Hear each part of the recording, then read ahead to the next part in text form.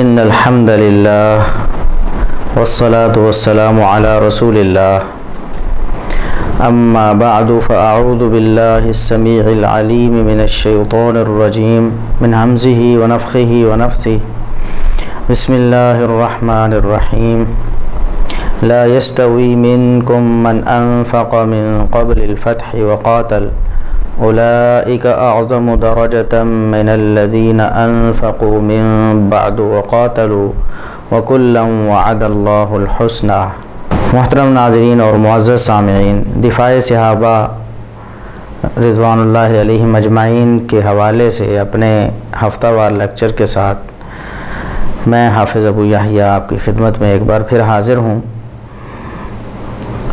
ہمارا ایک سلسلہ سیدنا معاویہ رضی اللہ تعالی عنہ کے دفاع کے حوالے سے دفاع معاویہ سیریز وہ جاری تھی، اس کی 3 قسطیں پہلے ریلیز ہو چکی ہیں۔ آج چوتھا حصہ یعنی چوتھی قسط دفاع معاویہ سیریز کی وہ لے کر آپ کے سامنے میں حاضر ہوں۔ سیدنا معاویہ رضی اللہ تعالی عنہ پر روافض نے بہت سارے گھٹیا الزامات عائد کیے، سطحی اعتراضات کیے، نصوص کو تروڑ مروڑ کر پیش کرنے کی کوشش کی، اور یہ معاملہ صرف سیدنا معاویہ رضی اللہ تعالیٰ عنہ کے ساتھ خاص نہیں تھا۔ روافض نے تو سیدنا ابو بکر و عمر اور عثمان رضی اللہ تعالیٰ عنہم اور دیگر جلیل القدر صحابہ کرام کی بھی کردار کشی کرنے کی کوشش کی، لیکن اللہ کے فضل و کرم سے ہر دور میں علماء امت نے، جو حقیقی علماء ہیں، علماء اہل سنت نے ان کو منہ توڑ جواب دیا۔ سیدنا معاویہ رضی اللہ تعالیٰ عنہ کے حوالے سے بھی روافض نے بہت سارے اعتراضات کیے، اور کچھ نیم روافض جو سیدنا ابو بکر و عمر اور عثمان رضی اللہ تعالیٰ عنہم کے حوالے سے تو اتنی کھل کے بات نہیں کرتے، باتیں وہ کرتے ہیں اور ہم ان کو پوائنٹ آؤٹ بھی کریں گے انشاءاللہ۔ مرزا محمد علی انجینئر صاحب بھی ابو بکر و عمر رضی اللہ تعالی عنہما ان کی شان میں بھی توہین کر چکے ہیں، وہ بھی انشاءاللہ ہم کسی موقع پر آپ کے سامنے پیش کریں گے۔ ایسا نہیں ہے کہ وہ سیدنا ابو بکر و عمر کی بہت زیادہ تعظیم کرتے ہوں، نام لینا، صرف یہ کہہ دینا زبانی طور پر کہ ہم ادب اور احترام کرتے ہیں، اس سے ادب و احترام ثابت نہیں ہوتا۔ کسی کا وہ مقام اور کسی کی وہ شان جو اللہ تبارک و تعالیٰ نے اور رسول اللہ صلی اللہ علیہ وسلم نے اور اجماع امت نے انہیں دی ہو، اس کا انکار کر دینا یا اس پر سوال اٹھانا یا اس کے خلاف بات کرنا، یہ توہین ہی ہے۔ توہین کا معنی گالی گلوچ تھوڑا ہوتا ہے کہ کوئی گالی گلوچ کرے، کوئی انہیں کافر منافق اور فاسق کہے تبھی توہین ہو۔ ایک مقام جو سیدنا ابو بکر صدیق رضی اللہ تعالیٰ عنہ کا ہے امت میں، محمد الرسول اللہ صلی اللہ علیہ وسلم کے بعد سب سے زیادہ مقام، سب سے زیادہ عزت، سب سے زیادہ احترام، سب سے زیادہ شان سیدنا ابو بکر صدیق رضی اللہ تعالیٰ عنہ کی ہے۔ اس کے بعد سیدنا عمر فاروق رضی اللہ تعالیٰ عنہ کی ہے، اس کے بعد سیدنا عثمان غنی رضی اللہ تعالیٰ عنہ کی ہے۔ سیدنا ابو بکر و عمر رضی اللہ تعالیٰ عنہما یہ نبی کریم صلی اللہ علیہ وسلم کے بعد سب سے افضل ہیں، اس پر تو امت کا اجماع ہے، اہل سنت میں کوئی اختلاف نہیں۔ تھوڑا سا مائنر سا جو اختلاف ہوا وہ بھی میجورٹی نے نہیں کیا، کچھ اہل سنت کے کچھ لوگوں نے، کہ سیدنا عثمان رضی اللہ تعالیٰ عنہ سے سیدنا علی رضی اللہ تعالیٰ عنہ افضل ہیں، صرف افضلیت کی بات ہے۔ سیدنا عثمان رضی اللہ تعالیٰ عنہ کی خلافت پر کوئی تان نہیں، ان کے دور خلافت پر زبان درازی نہیں، اسی طرح ان کی شان میں کوئی اور تنقیص نہیں، یا ان کے قاتلوں کو بہت متقی اور پرہیزگار اور معاذ اللہ بیت رضوان والے صحابہ کہنا نہیں، بلکہ صرف یہ ہے کہ سیدنا علی رضی اللہ تعالیٰ عنہ کی شان، ان کے فضائل زیادہ ہیں، اگرچہ خلافت میں تیسرا درجہ جو سیدنا علی رضی اللہ تعالیٰ عنہ سے ایک درجہ اوپر ہے وہ سیدنا عثمان رضی اللہ تعالیٰ عنہ ہی کا ہے۔ تو سیدنا ابو بکر و عمر رضی اللہ تعالیٰ عنہما کے بارے میں کسی اہل سنت کے ہاں کوئی اختلاف نہیں اس بات میں کہ وہ سیدنا علی رضی اللہ تعالیٰ عنہ سے ہر حال میں افضل ہیں، لیکن مرزا صاحب نے اب سیدنا ابو بکر و عمر رضی اللہ تعالیٰ عنہما ان کی شان کو بھی گھٹانے کی کوشش شروع کر دی ہے۔ تفصیلی بات پھر ہم کریں گے، ابھی تو میں ان کا ایک قول نقل کر دیتا ہوں جو کچھ دن پہلے میں نے سنا۔ وہ کہتے ہیں کہ جس طرح اور جس قسم کی مدد سیدنا علی رضی اللہ تعالیٰ عنہ نے رسول اللہ صلی اللہ علیہ وسلم کی ہے، وہ ابو بکر عمر نے بھی نہیں کی۔ نعوذ باللہ، استغفر اللہ۔ حضرت موسیٰ کے ساتھ سپورٹیو کون تھا سب سے ٹاپ آف دا لسٹ؟ کیا یوشوا ابن نون تھے؟ حضرت ہارون تھے۔ نبی علیہ السلام کے ساتھ اس لیول کا سپورٹیو نہ ابو بکر تھے، نہ عمر تھے، صرف حضرت علی تھے۔ یہ نیم رافضیت آہستہ آہستہ رافضیت میں بدل رہی ہے، اللہ تبارک و تعالی ہدایت دے، اور ہماری اول تا آخر یہی کوشش ہے کہ اللہ تبارک و تعالی انہیں ہدایت نصیب کرے۔ ہم دعا بھی کرتے ہیں، اور ہم جو کچھ ہر ہفتے عرض کرتے ہیں آپ احباب کے سامنے، لیکچر دیتے ہیں، سمجھانے کی کوشش کرتے ہیں، اس میں بھی اللہ تبارک و تعالی اس بات پر شاہد ہے کہ ہماری یہی کوشش ہے کہ جو لوگ صحابہ کرام رضوان اللہ علیہ مجمعین کے حوالے سے قرآن و سنت کی نصوص اور تعلیمات سے ہٹ رہے ہیں، کچھ مغالطوں اور کچھ اشکالات کی وجہ سے جو نیم روافظ کی طرف سے ان پر ڈالے جاتے ہیں، ہماری کوشش یہ ہے کہ وہ لوگ ان مغالطوں سے اور ان اشکالات سے ہٹ جائیں، اور الحمدللہ ہم اس میں اللہ کے فضل و کرم سے کامیاب بھی ہو رہے ہیں۔ آئے دن لوگ رابطہ کرتے ہیں، آئے دن روزانہ ہی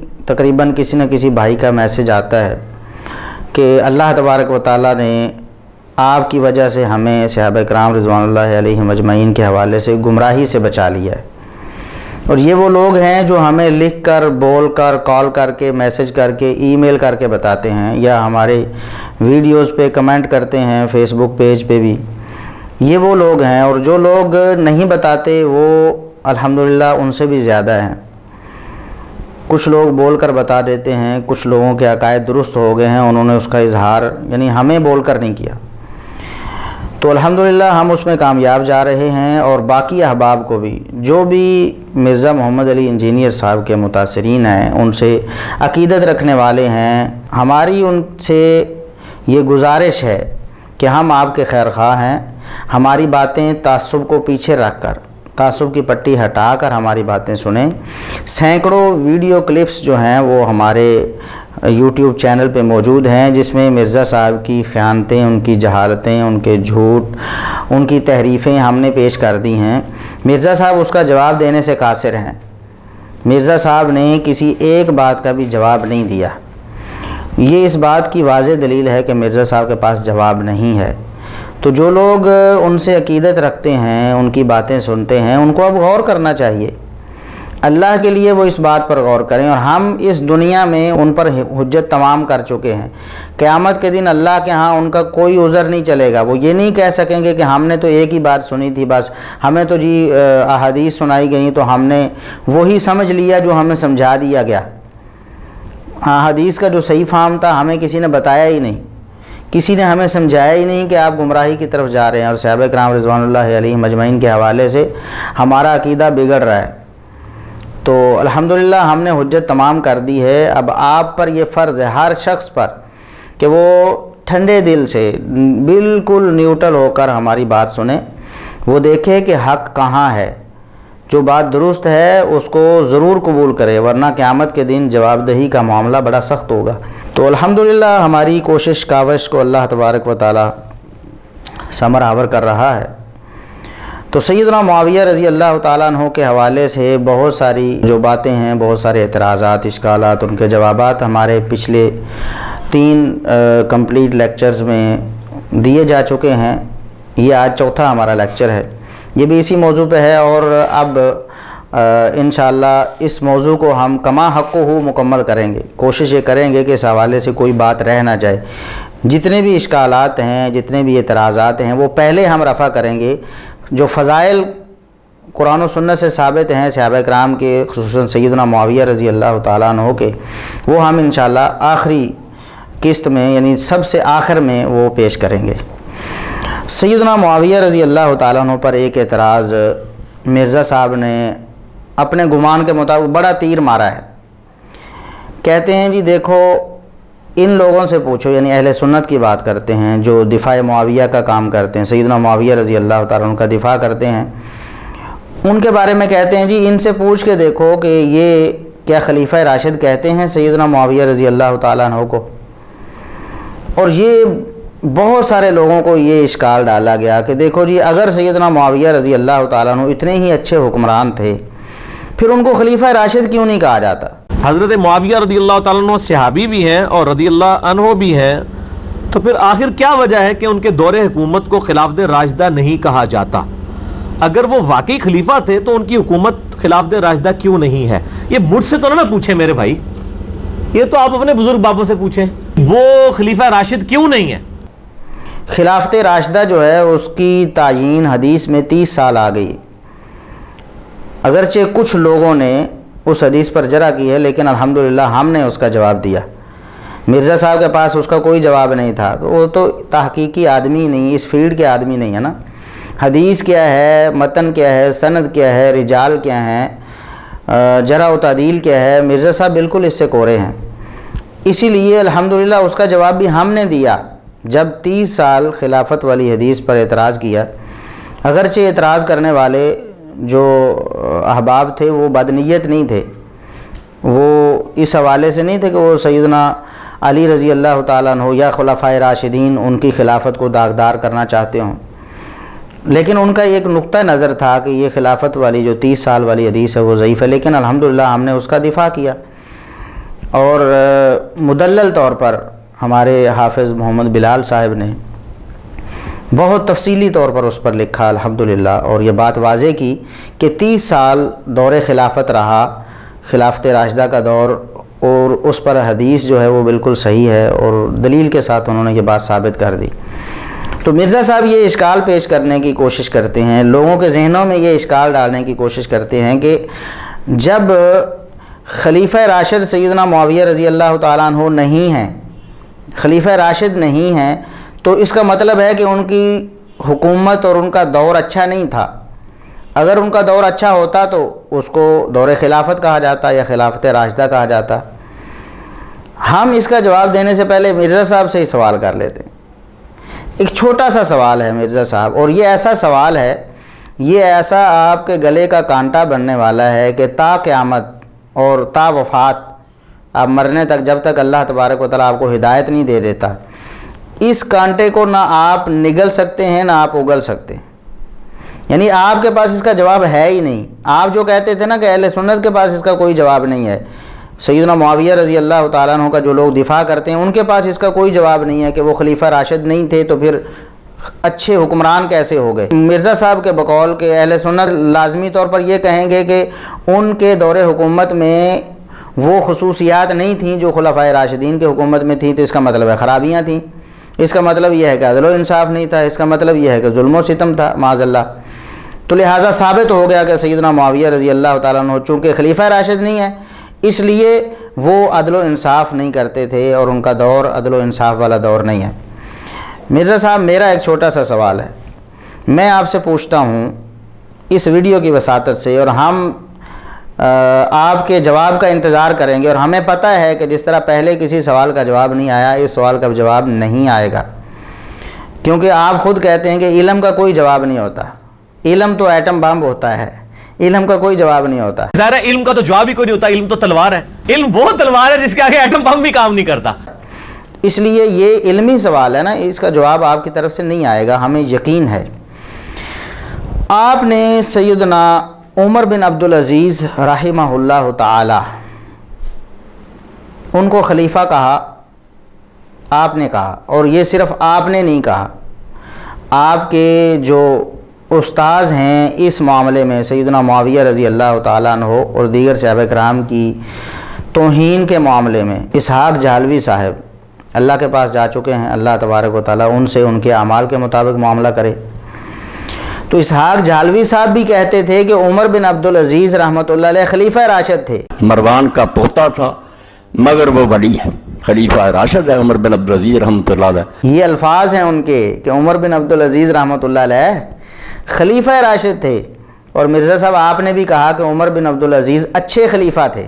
سیدنا عمر ابن عبدالعزیز رحمہ اللہ تعالی المتوفی 101 ہجری جو بنو امیہ میں ایک اچھے خلیفہ تھے، جہاں اتنے برے خلفاء تھے ان میں سے ایک اچھے خلیفہ. اچھا خلیفہ تو معنی خلیفہ ہو گیا نا، اب اچھے کا کیا معنی ہے؟ اچھے کو اگر عربی میں کنورٹ کریں تو راشد ہی بنے گا نا. خلیفہ اگر اچھا ہو تو اس کو خلیفہ راشد کہتے ہیں، اور اگر اچھا نہ ہو تو خلیفہ غیر راشد، کہ وہ خلیفہ راشد نہیں تھے. آپ نے کہا کہ عمر بن عبدالعزیز رحمۃ اللہ علیہ خلیفہ راشد تھے. آپ کے گرو اور استاذ اسحاق جھالوی صاحب نے بھی کہا کہ عمر بن عبدالعزیز رحمۃ اللہ علیہ خلیفہ راشد تھے. میرا آپ سے سوال ہے کہ جب حدیث میں آ گیا کہ خلافت راشدہ 30 سال ہے، اور خود آپ کے بقول وہ سیدنا علی رضی اللہ تعالیٰ عنہ کی شہادت کے بعد 6 مہینے سیدنا حسن رضی اللہ تعالیٰ عنہ کا دور بھی ہے، وہاں ختم ہوگی، اس کے بعد خلافت راشدہ نہیں رہی، تو عمر بن عبدالعزیز رحمۃ اللہ علیہ جو بہت بعد میں آئے، سیدنا معاویہ رضی اللہ تعالیٰ عنہ کی ہی نسل سے ہیں. سیدنا معاویہ کے بیٹے یزید، یزید کے بیٹے پھر آگے، تو آپ نے خود کہا کہ عمر رضی اللہ تعالیٰ عنہ کی جو پوتی تھیں ان کے وہ بیٹے تھے. تو تیسری چوتھی نسل میں جا کر ایک بندہ خلیفہ راشد بن گیا. 30 سال والی جو خلافت والی حدیث ہے اس کا کیا مطلب ہوا؟ آپ کیا جواب دیں گے؟ آپ کے پاس کوئی جواب نہیں ہے، آپ جواب نہیں دیں گے. کیوں؟ جواب میں بتاتا ہوں آپ کو. خلیفہ راشد سیدنا ابوبکر، سیدنا عمر، سیدنا عثمان، سیدنا علی رضی اللہ تعالیٰ عنہ مجمعین، اسی طرح سیدنا حسن رضی اللہ تعالیٰ عنہ کی خلافت 6 مہینے، یہ خلافت راشدہ کا ایک دور ہے نا. اس کا یہ مطلب نہیں کہ اس کے بعد کوئی اچھا خلیفہ نہیں آ سکتا، یا اس کے بعد جو بھی آئے گا وہ ظالم اور غیر عادل حکمران ہوگا. کیا اس سے یہ مراد ہے؟ میں آپ کو اس کی کچھ مثالیں دیتا ہوں. ایک وہ مثال ہے جس سے آپ نے ایک غلط مفہوم اخذ کرنے کی کوشش کی. آج میں آپ کی جو اس حوالے سے خیانت ہے اس کو واضح کروں گا. صحیح بخاری میں 1392 نمبر حدیث ہے، اور صحیح مسلم میں 567 نمبر. اس حدیث میں نبی کریم صلی اللہ علیہ وسلم کے بارے میں سیدنا عمر رضی اللہ تعالیٰ عنہ نے فرمایا، جب وہ فوت ہو رہے تھے تو انہوں نے 6 بندوں کو منتخب کیا، جن میں ایک سیدنا علی رضی اللہ تعالیٰ عنہ تھے، اور کہا کہ تم نے آپس میں فیصلہ کرنا ہے اور مشورہ کرنا ہے کہ کس کو خلیفہ بنایا جائے. میرے بعد خلافت کا کون حقدار ہو، ان 6 میں سے ہی کوئی ہوگا، اور یہ 6 خود آپس میں فیصلہ کریں گے. وہ تو پتہ تھا سیدنا عمر رضی اللہ تعالیٰ عنہ کو کہ سب جب فیصلہ کریں گے تو ایک دوسرے کی طرف کریں گے کہ یہ ہو، تو اپنے میں سے سب سے جو بہترین ہوگا وہ اس کو سب مل کر منتخب کر لیں گے. تو اس وقت سیدنا عمر رضی اللہ تعالیٰ عنہ نے فرمایا کہ یہ 6 وہ لوگ ہیں الذین توفی رسول اللہ صلی اللہ علیہ وسلم وہو عنہم راض. اس حدیث میں کہ نبی کریم صلی اللہ علیہ وسلم جب فوت ہوئے تو یہ 6 وہ لوگ ہیں کہ جن سے نبی کریم صلی اللہ علیہ وسلم راضی تھے. اب یہ حدیث ہے صحیح بخاری اور صحیح مسلم کی حدیث ہے متفق علیہ. اس حدیث سے آپ نے اپنا باطل نظریہ کیسے ثابت کرنے کی کوشش کی؟ آپ نے کہا کہ اس کا مطلب ہے کہ کچھ لوگ ایسے بھی تھے جن سے نبی کریم صلی اللہ علیہ وسلم راضی نہیں تھے. اور اگر میں قتل ہو جاؤں تو ان 6 بندوں کے علاوہ کسی کو خلافت کے معاملے میں شامل نہ کرنا جن سے نبی علیہ السلام وفات تک راضی رہے. اس کا مطلب ہے کچھ ایسے بھی تھے جن سے حضور وفات کے وقت ناراض تھے. نعوذ باللہ. یعنی صحابہ کرام کچھ ایسے تھے، آپ کے بقول مرزا صاحب کچھ صحابہ کرام ایسے تھے جن سے نبی کریم صلی اللہ علیہ وسلم راضی نہیں تھے. نعوذ باللہ. حالانکہ اگر آپ نے استدلال کرنا تھا، یہ رافضیوں والا استدلال، باطل استدلال اگر کرنا تھا تو صحیح طرح سے تو یوں بنتا تھا کہ ان 6 سے راضی تھے، باقی کسی سے بھی راضی نہیں تھے. کیونکہ سیدنا عمر رضی اللہ تعالیٰ تو فرما رہے ہیں کہ یہ 6 وہ لوگ ہیں کہ نبی کریم صلی اللہ علیہ وسلم راضی ہو کر دنیا سے گئے ہیں ان سے. تو اس کا مطلب اگر الٹ نکالنا ہے تو پھر یہ تھا کہ ان 6 کے علاوہ کسی سے آپ راضی نہیں تھے، باقی سب سے ناراض تھے. اور ان میں تو اہل بیت کے افراد بھی شامل ہیں، ان میں تو حسن و حسین بھی شامل ہیں، ان میں سے تو اور لوگ بھی شامل ہیں. تو نعوذ باللہ اس کا یہ مطلب بنتا ہے کہ ان 6 سے راضی تھے، باقی کسی سے راضی نہیں تھے. اس کا مطلب یہ ہے کہ نبی کریم صلی اللہ علیہ وسلم ان سے بہت راضی تھے، کیونکہ یہ نبی کریم صلی اللہ علیہ وسلم کے خاص افراد تھے. ان سے تو آپ صلی اللہ علیہ وسلم بہت زیادہ راضی تھے. اس کا یہ مطلب نہیں کہ باقیوں سے ناراض تھے یا باقیوں میں سے کچھ سے ناراض تھے. نعوذ باللہ. یہ بات اہل سنت میں سے کس نے کی ہے مرزا صاحب؟ کیوں آپ رافضیت کو اہل سنت میں گھسیڑنے کی کوشش کر رہے ہیں؟ اور انشاءاللہ اس کوشش کو ہم کامیاب نہیں ہونے دیں گے. ہم اللہ کے فضل و کرم سے آپ کی یہ خیانتیں پکڑتے رہیں گے. دوسری بات یہ ہے کہ صحیح بخاری میں 3661 نمبر حدیث ہے، 3661 نمبر حدیث. سیدنا ابوبکر صدیق رضی اللہ تعالیٰ عنہ اور سیدنا عمر فاروق رضی اللہ تعالیٰ عنہ، ان دونوں کے درمیان کسی معاملے پہ ان بن ہو گئی، کوئی اختلاف ہو گیا. وہ اختلاف تھوڑا آگے بڑھ گیا. سیدنا ابوبکر صدیق رضی اللہ تعالیٰ عنہ نے سیدنا عمر رضی اللہ تعالیٰ عنہ کو راضی کرنے کی کوشش کی کہ چلو جو ہو گیا سو ہو گیا، اس کو چھوڑ دیں. عمر رضی اللہ تعالیٰ عنہ ناراض ہی رہے. پھر سیدنا ابوبکر صدیق رضی اللہ تعالیٰ عنہ جب اٹھ کر چلے گئے تو عمر رضی اللہ تعالیٰ عنہ کو خیال آیا کہ یہ تو کام خراب ہو گیا ہے. انہوں نے جب معذرت کی تو مجھے قبول کر لینی چاہیے تھی. تو سیدنا عمر رضی اللہ تعالیٰ عنہ اٹھ کر پھر سیدنا ابوبکر صدیق رضی اللہ تعالیٰ عنہ کے پیچھے گئے. لیکن اتنی دیر میں سیدنا ابوبکر صدیق رضی اللہ تعالیٰ عنہ گھر کی بجائے رسول اکرم صلی اللہ علیہ وسلم کے پاس مسجد میں پہنچ چکے تھے. جب سیدنا عمر رضی اللہ تعالیٰ عنہ مسجد میں پہنچے تو رسول اللہ صلی اللہ علیہ وسلم کے پاس یہ معاملہ گیا. آپ صلی اللہ علیہ وسلم ناراض ہوئے. آپ صلی اللہ علیہ وسلم کا چہرہ مبارک متغیر ہو گیا، رنگ آپ کا بدل گیا غصے کی وجہ سے. آپ سخت ناراض تھے. ناراض کس پہ؟ سیدنا عمر رضی اللہ تعالیٰ عنہ پہ. تو سیدنا ابوبکر صدیق رضی اللہ تعالیٰ عنہ نے اس وقت رسول اللہ صلی اللہ علیہ وسلم کی یہ حالت دیکھی، ناراضگی تو برداشت نہیں ہوئی.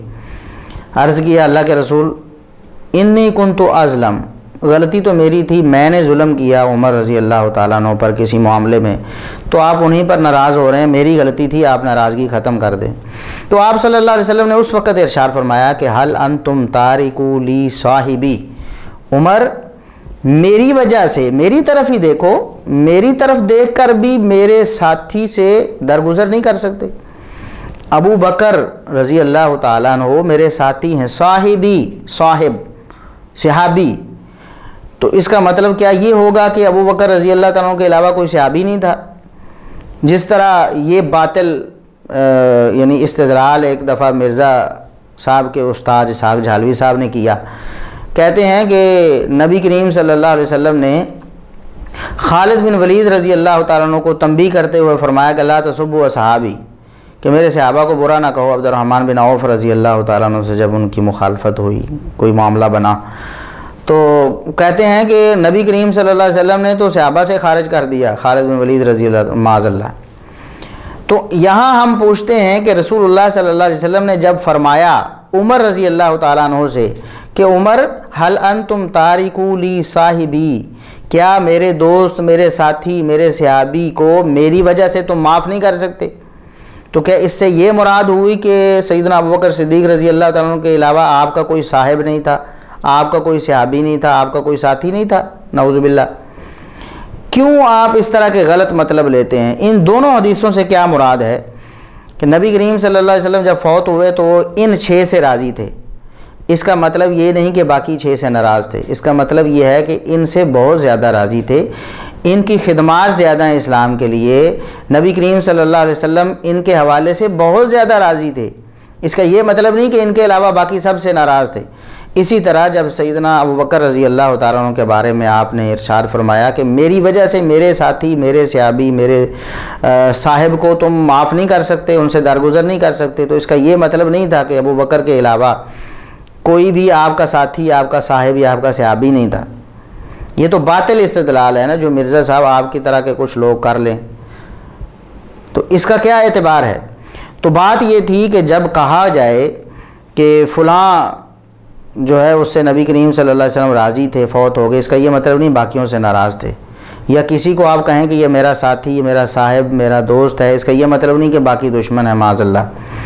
تو یہ کیوں کہا گیا؟ اس لیے کہ ان سے زیادہ راضی تھے. آپ صلی اللہ علیہ وسلم کا تعلق ان سے زیادہ تھا، بس اسی چیز کا اظہار کیا گیا. تو جب خلافت راشدہ کی بات آئی نا کہ 30 سال کا دور خلافت راشدہ کا دور ہے، اس کا مطلب یہ نہیں تھا کہ اس کے بعد اچھی حکمرانی نہیں آئے گی، اچھا خلیفہ ہی کوئی نہیں آئے گا. اس کا مطلب یہ تھا کہ ان جیسا اچھا نہیں ہوگا. وہ تو ظاہر ہے کہ سیدنا ابوبکر صدیق رضی اللہ تعالیٰ عنہ جیسے اچھے تو سیدنا عمر بھی نہیں تھے. سیدنا عمر رضی اللہ تعالیٰ عنہ جیسے اچھے تو سیدنا عثمان بھی نہیں تھے. اور سیدنا عثمان رضی اللہ تعالیٰ عنہ اور سیدنا علی رضی اللہ تعالیٰ عنہ ان کے بعد آئے، تو ابو بکر و عمر اور عثمان رضی اللہ تعالیٰ عنہم سے وہ اچھے نہیں تھے، ان کے مقابلے میں تو وہ کم تر تھے نا، ان کا درجہ بھی، ان کے فضائل بھی، ان کی شان بھی، ان کا مقام بھی ان سے کم ہے۔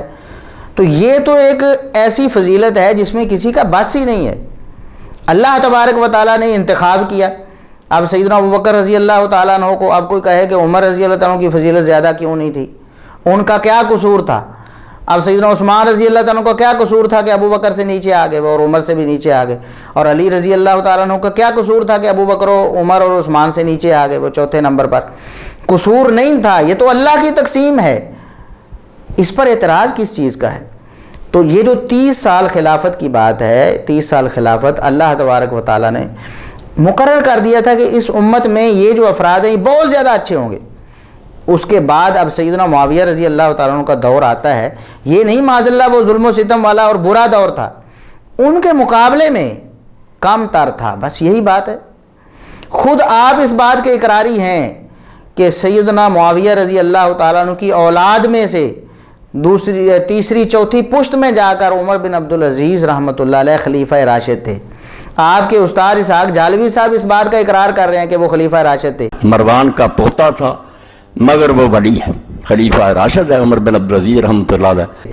اچھا، یہی تو ملوکیت تھی، سیدنا معاویہ رضی اللہ تعالیٰ عنہ کی ملوکیت پر آپ کو اعتراض ہے کہ انہوں نے یزید کو جانشین بنا دیا، اسی پر اعتراض ہے نا آپ کو۔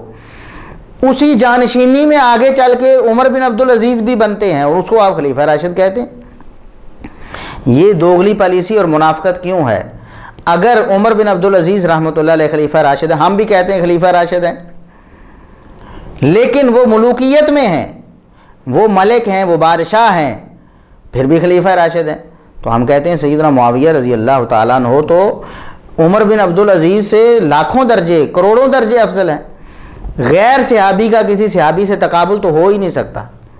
اگر عمر بن عبدالعزیز رحمۃ اللہ علیہ خلیفہ راشد ہیں تو پھر سیدنا معاویہ رضی اللہ تعالیٰ عنہ تو لاکھوں، کروڑوں، اربوں، کھربوں درجے زیادہ اس بات کے لائق اور مستحق ہیں کہ وہ خلیفہ راشد ہیں۔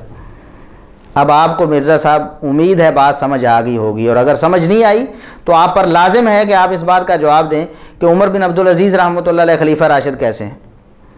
اگر خلافت کے 30 سال تھے اور خلافت راشدہ ختم ہو گئی، اس کے بعد کسی کو خلیفہ راشد کہنا جائز ہی نہیں ہے، تو پھر عمر بن عبدالعزیز خلیفہ راشد کیسے ہیں؟ آپ کے استاد اسحاق جھالوی صاحب کے بقول اور آپ کے بقول اچھے خلیفہ ہیں۔ سیدنا عمر ابن عبدالعزیز رحمہ اللہ تعالی المتوفی 101 ہجری، جو بنو امیہ میں ایک اچھے خلیفہ تھے، جہاں اتنے برے خلفاء تھے ان میں سے ایک اچھے خلیفہ۔ آپ نے خلیفہ راشد کا لفظ نہیں بولا، اردو میں اس کو ٹرانسلیٹ کر دیا نا، اس کی ٹرانسلیشن یہ ہے خلیفہ راشد کی اچھا خلیفہ۔ اگر عمر بن عبدالعزیز ان 30 سالوں کے بعد بھی اچھے خلیفہ اور خلیفہ راشد ہو سکتے ہیں تو آپ کو کیا تکلیف ہے کہ سیدنا معاویہ رضی اللہ تعالیٰ عنہ کو اچھا خلیفہ کہا جائے، جبکہ ان کے فضائل احادیث میں موجود ہیں، نبی کریم صلی اللہ علیہ وسلم کی زبانی موجود ہیں۔ ہمارا پہلے بھی پورا لیکچر ریکارڈڈ موجود ہے، آئندہ بھی ہم انشاءاللہ تفصیل سے دوبارہ انہیں ڈسکس کرنے والے ہیں۔ اسی طرح صحابہ کرام رضوان اللہ علیہم اجمعین کے حوالے سے ہم پیش کر چکے ہیں۔ سیدہ عائشہ رضی اللہ تعالیٰ عنہ جن پر اپنی زندگی فدا کرتی ہیں، کہتی ہیں کہ میری یہ خواہش رہی کہ میری عمر جو ہے وہ معاویہ کو لگ جائے، ام المومنین، ہماری ماں جس پر فدا ہوتی ہے اس کے بارے میں تم کہتے ہو کہ وہ خلیفہ راشد نہیں تھے، واہ۔ اور پھر سیدنا ابو الدرداء رضی اللہ تعالیٰ عنہ فرماتے ہیں کہ نبی کریم صلی اللہ علیہ وسلم کی وفات کے بعد آپ کی طرح کی نماز پڑھنے والا معاویہ سے بڑھ کر میں نے کوئی نہیں دیکھا۔ سنت کی اقتداء میں بھی آگے اور عدل و انصاف میں بھی آگے ہیں۔ سعد بن ابی وقاص رضی اللہ تعالیٰ عنہ کا فرمان ہم نے نقل کیا۔ اسی طرح دیگر صحابہ کرام نے آپ کی شان اور آپ کا مقام بیان کیا، اس کے باوجود بھی آپ کہتے ہیں کہ وہ خلیفہ راشد نہیں ہے اور خلیفہ راشد نہیں کہہ سکتے، لہٰذا اس کا مطلب ہے کہ ان کے دور حکومت میں خرابیاں اور خامیاں تھیں۔ نعوذ باللہ۔ سیدنا معاویہ رضی اللہ تعالیٰ عنہ کا 20 سالہ دور حکومت عدل و انصاف کی اعلیٰ ترین مثال ہے۔ کوئی انگلی اٹھا کے دکھائے، اہل سنت میں سے کسی محدث نے تان کی ہو سیدنا معاویہ رضی اللہ تعالیٰ عنہ کے دور حکومت پر، آپ لوگوں کا کیا اعتبار ہے؟ آپ لوگ جنہوں نے سیدنا عثمان رضی اللہ تعالیٰ عنہ خلیفہ راشد، جن کو خود آپ بھی خلیفہ راشد کہتے ہیں، آپ نے ان کو بھی معاف نہیں کیا، آپ نے کہا کہ ان کی خرابیاں دار آئی تھیں۔ انہوں نے اپنوں کو نوازنا شروع کر دیا تھا. مودودی صاحب نے لکھا اور جھالوی صاحب نے بولا, اور آپ نے ان لوگوں کی دم پکڑی اور اسی طرح سیدنا عثمان رضی اللہ تعالیٰ پر تان کرنے کی شروع کر دی.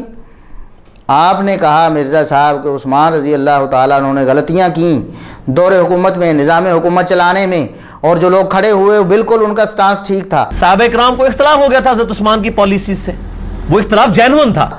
نعوذ باللہ استغفر اللہ. ہم پیچھے واضح کر چکے ہیں کہ وہ تو منافقین تھے, اور رسول اللہ صلی اللہ علیہ وسلم کے فرمان سے ہم واضح کر چکے ہیں کہ سیدنا عثمان رضی اللہ تعالیٰ کے خلاف کھڑے ہونے والے, انہیں خلافت سے علیحدہ کرنے کا مطالبہ کرنے والے اور انہیں شہید کرنے والے منافقین تھے. صحابہ کرام میں کوئی بھی نہیں تھا, وہ منافقین تھے. اور جو منافقین ہیں آپ ان کی تعریف میں رطب اللسان ہے کہ ان کا مطالبہ بہت ٹھیک تھا. آپ سیدنا عثمان رضی اللہ تعالیٰ کے دور حکومت پہ راضی نہیں ہیں, جن کو آپ خود خلیفہ راشد کہتے ہیں, تو پھر سیدنا معاویہ رضی اللہ تعالیٰ سے آپ کیسے راضی ہوں گے؟ آپ کو تو سیدنا عثمان پر اعتراضات ہیں, جھوٹے ہیں وہ بھی, اور سیدنا معاویہ رضی اللہ تعالیٰ پر جو آپ کو اعتراضات ہیں وہ بھی سارے جھوٹے ہیں. کوئی ایک صحیح سند سے ایک روایت پیش کریں, اہل سنت کے کسی ایک محدث اور امام اور فقیہ جو سکہ ہو اور معتبر ہو, اس کا کوئی قول پیش کریں کہ سیدنا معاویہ رضی اللہ تعالیٰ کا دور تو ظلم و ستم والا دور تھا, وہ دور تو عدل و انصاف سے عاری دور تھا, نعوذ باللہ معاذ اللہ. اس لیے سیدنا معاویہ رضی اللہ تعالیٰ عنہ خلیفہ راشد ہیں.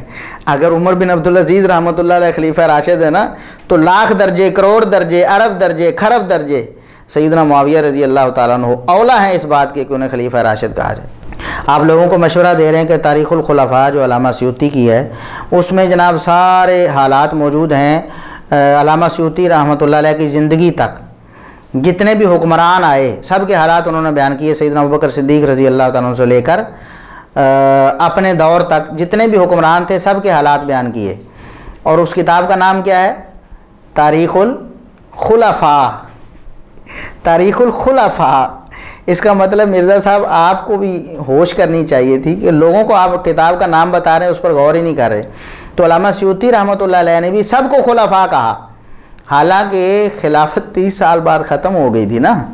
اس کے باوجود بھی بعد میں جو لوگ آئے ہیں حکمران کو خلفاء کہا گیا. تو سیدنا معاویہ رضی اللہ تعالیٰ کو خلیفہ کہنا آپ کو کیوں برا لگتا ہے؟ اور اگر عمر بن عبدالعزیز رحمۃ اللہ علیہ آپ کے نزدیک اچھے خلیفہ ہیں, تو معاویہ رضی اللہ تعالیٰ تو بہت اچھے ہونے چاہیے نا. تو آپ کیوں نہیں ان باتوں کو سمجھتے؟ اللہ تبارک و تعالیٰ آپ کو ہدایت نصیب فرمائے. مرزا صاحب آپ نے کیا کیا؟ سیدنا علی رضی اللہ تعالیٰ عنہ کو حق پر اور ان کے جو مخالفین تھے صحابہ کرام, ان کو معاذ اللہ باطل پر ثابت کرنے کے لیے وہ روایات صحابہ کرام پر فٹ کیں جو خارجیوں کے لیے تھیں.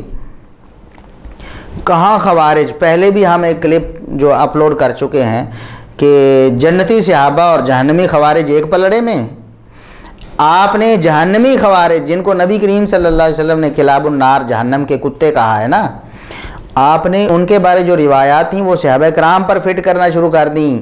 ان صحابہ کرام پر جو جنگ جمل والے ہیں, جو عشرہ مبشرہ بھی جن میں شامل ہیں, سیدہ عائشہ بھی جن میں شامل ہیں رضی اللہ تعالیٰ عنہم اجمعین, اور وہ صحابہ کرام جو جنگ صفین والے ہیں جن میں سیدنا معاویہ ہیں, سیدنا عمر بن عاص ہیں, سیدنا مغیرہ بن شعبہ ہیں. سیدنا مغیرہ بن شعبہ تو بیت رضوان والے ہیں نا. آپ کے بقول بھی قرآن نے کہا کہ رضی اللہ عنہم ورضوا عنہ. تو ان صحابہ کرام پر وہ جہنمی کتوں والی روایات فٹ کرنی شروع کر دیں آپ نے. شرم نہیں آئی آپ کو؟ اللہ تبارک و تعالیٰ آپ کو ہدایت دے. اس کی مثال کیا ہے؟ مسند احمد میں 11307 نمبر روایت تھی کہ سیدنا علی رضی اللہ تعالیٰ عنہ کو ایک دن نبی کریم صلی اللہ علیہ وسلم نے اپنا جوتا دیا گانٹھنے کے لیے. پھر آپ صلی اللہ علیہ وسلم نے ارشاد فرمایا کہ ابو بکر عمر رضی اللہ تعالیٰ عنہما بھی موجود تھے. آپ نے ارشاد فرمایا کہ تم میں ایک ایسا شخص ہے جو قرآن کی تعویل کی خاطر مسلمانوں کے خلاف تلوار اٹھائے گا. مسلمانوں کے خلاف تلوار اٹھانی پڑے گی اسے قرآن پر عمل کرنے کے لیے. تو آپ نے ثابت یہ کرنے کی کوشش کی کہ سیدہ عائشہ رضی اللہ تعالیٰ عنہ کے خلاف اور صحابہ کرام کے خلاف اور سیدنا معاویہ رضی اللہ تعالیٰ عنہ اور دیگر صحابہ کرام جو ان کے گروہ میں شامل تھے ان کے خلاف سیدنا علی رضی اللہ تعالیٰ عنہ جو تلوار اٹھائی تھی اس کا حکم قرآن نے دیا تھا. تو یہ حضرت علی اپنی جنگ پہ نہیں پچھتاتے تھے؟ جس کو نبی کی مہر لگی ہو وہ تو دھڑلے سے جنگ کرتا ہے. حالانکہ یہ آپ کی خیانت ہے مرزا صاحب. آپ کو یہی پتہ نہیں ہے کہ یہ جو روایت ہے یہ تو خارجیوں کے بارے میں تھی. جس کے بارے میں اہل سنت میں سے کسی کا کوئی اختلاف ہی نہیں ہے، سب کہتے ہیں کہ علی رضی اللہ تعالیٰ عنہ نے خارجیوں سے قتال کیا ہے، اور خارجیوں سے قتال کرنا، ان کو قتل کرنا، یہ تو رسول اللہ صلی اللہ علیہ وسلم کا حکم تھا۔ آپ صلی اللہ علیہ وسلم نے فرمایا تھا کہ خارجی جہاں نظر آئے اس کو قتل کرو، وہ آپ نے ان کی صفات بتائی تھی، اور صحابہ کرام رضوان اللہ علیہ مجمعین میں ایسی کوئی صفات نہیں پائی جاتی تھی۔ آپ نے تو فرمایا کہ یہ یمرقون من الدین مروق السہم من الرمیہ، یہ تو دین سے اس طرح نکل جائیں گے جس طرح تیر وغیرہ جسم کو پھاڑ کر نکل جاتا ہے، ان کے پاس دین ہوگا ہی نہیں، اور آپ اس کو صحابہ کرام پر فٹ کر رہے ہیں۔ ان لوگوں کے بارے میں جو روایات تھیں، میں آپ کو بتاتا ہوں کہ یہی الفاظ کہ قرآن کی تعویل کی خاطر جو قتال کرنا تھا وہ صحابہ کرام کے لیے نہیں تھا، وہ تو خارجیوں کے لیے تھا۔ اس پر کئی احادیث بھی ہیں، مثال کے طور پر قرآن کریم میں جو اللہ تبارک و تعالیٰ نے لڑائی کا حکم دیا ہے، تو یہ تو صحابہ کرام کافروں کے خلاف اس کو پیش کرتے رہے، کافروں کے خلاف، جس طرح کہ یہ سنن نسائی میں روایت موجود ہے۔ عمرۃ القضاء کے موقع پر عبداللہ بن رواحہ رضی اللہ تعالیٰ عنہ رسول اللہ صلی اللہ علیہ وسلم کے آگے چل رہے تھے اور فرما رہے تھے کہ خلو بنی الکفار عن سبیلی الیوم نضربکم علی تنزیلی، کہ ہم قرآن کریم کے حکم کے مطابق کافروں سے لڑائی کر رہے ہیں، بالکل وہی الفاظ جو آپ پیش کر رہے تھے مسند احمد سے۔ اور اسی طرح سنن کبریٰ بہقی میں یہ الفاظ ہیں کہ قد نزل الرحمن فی تنزیلی نحن قاتلناکم علی تاویلی، یہ سنن کبریٰ بہقی میں 21037 نمبر روایت ہے۔ عبداللہ بن رواحہ رضی اللہ تعالیٰ عنہ یہ شعر کافروں کے خلاف پڑھ رہے تھے کہ نحن قاتلناکم علی تاویلی، ہم نے قرآن کے حکم کے مطابق تم سے لڑائی کی ہے۔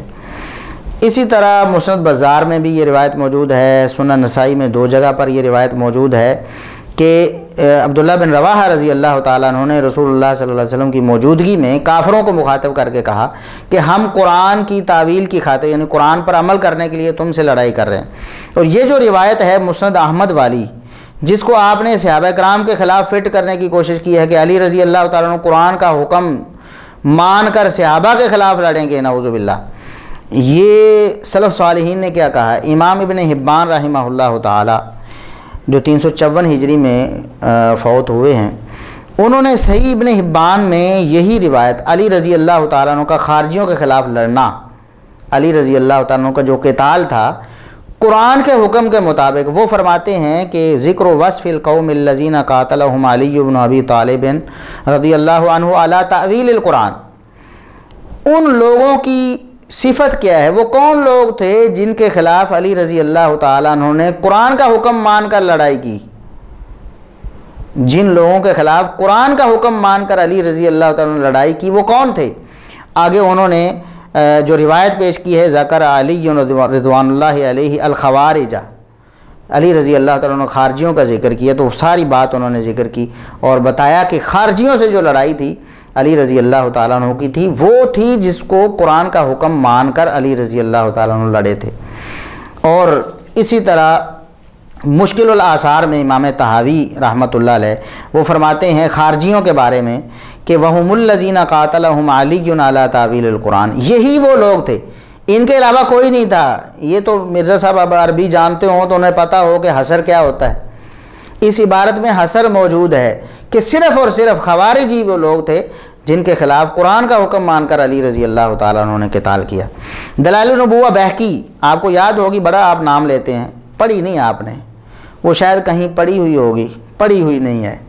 امام بہقی رحمۃ اللہ علیہ فرماتے ہیں باب ما جاء فی اخبارہ بخروجہم وسیماہم، علی رضی اللہ تعالیٰ عنہ کا نکلنا خوارج کے خلاف اور خوارج کی نشانیاں جو حدیث میں بیان ہوئی ہیں ان کے بارے میں، اور پھر نبی کریم صلی اللہ علیہ وسلم کا جو نبوت کا خاصہ تھا، نبوت کے حوالے سے جو خبریں آپ صلی اللہ علیہ وسلم کو وحی کے ذریعے ملی تھیں، آپ صلی اللہ علیہ وسلم نے وہ بیان فرمائیں، اور ان میں آگے وہ حدیث انہوں نے سیدنا علی رضی اللہ تعالیٰ عنہ، یہی مسند احمد والی جو 11307 تھی، یہ امام بہقی رحمۃ اللہ علیہ نے دلائل النبوہ بہقی جلد 6 صفحہ 435 پہ ذکر کی ہے، اور فرمایا ہے کہ یہ خوارج کے بارے میں تھی، یہ خوارج کے بارے میں تھی کہ علی رضی اللہ تعالیٰ عنہ قرآن کریم کا حکم مان کر خوارج سے قتال کریں گے۔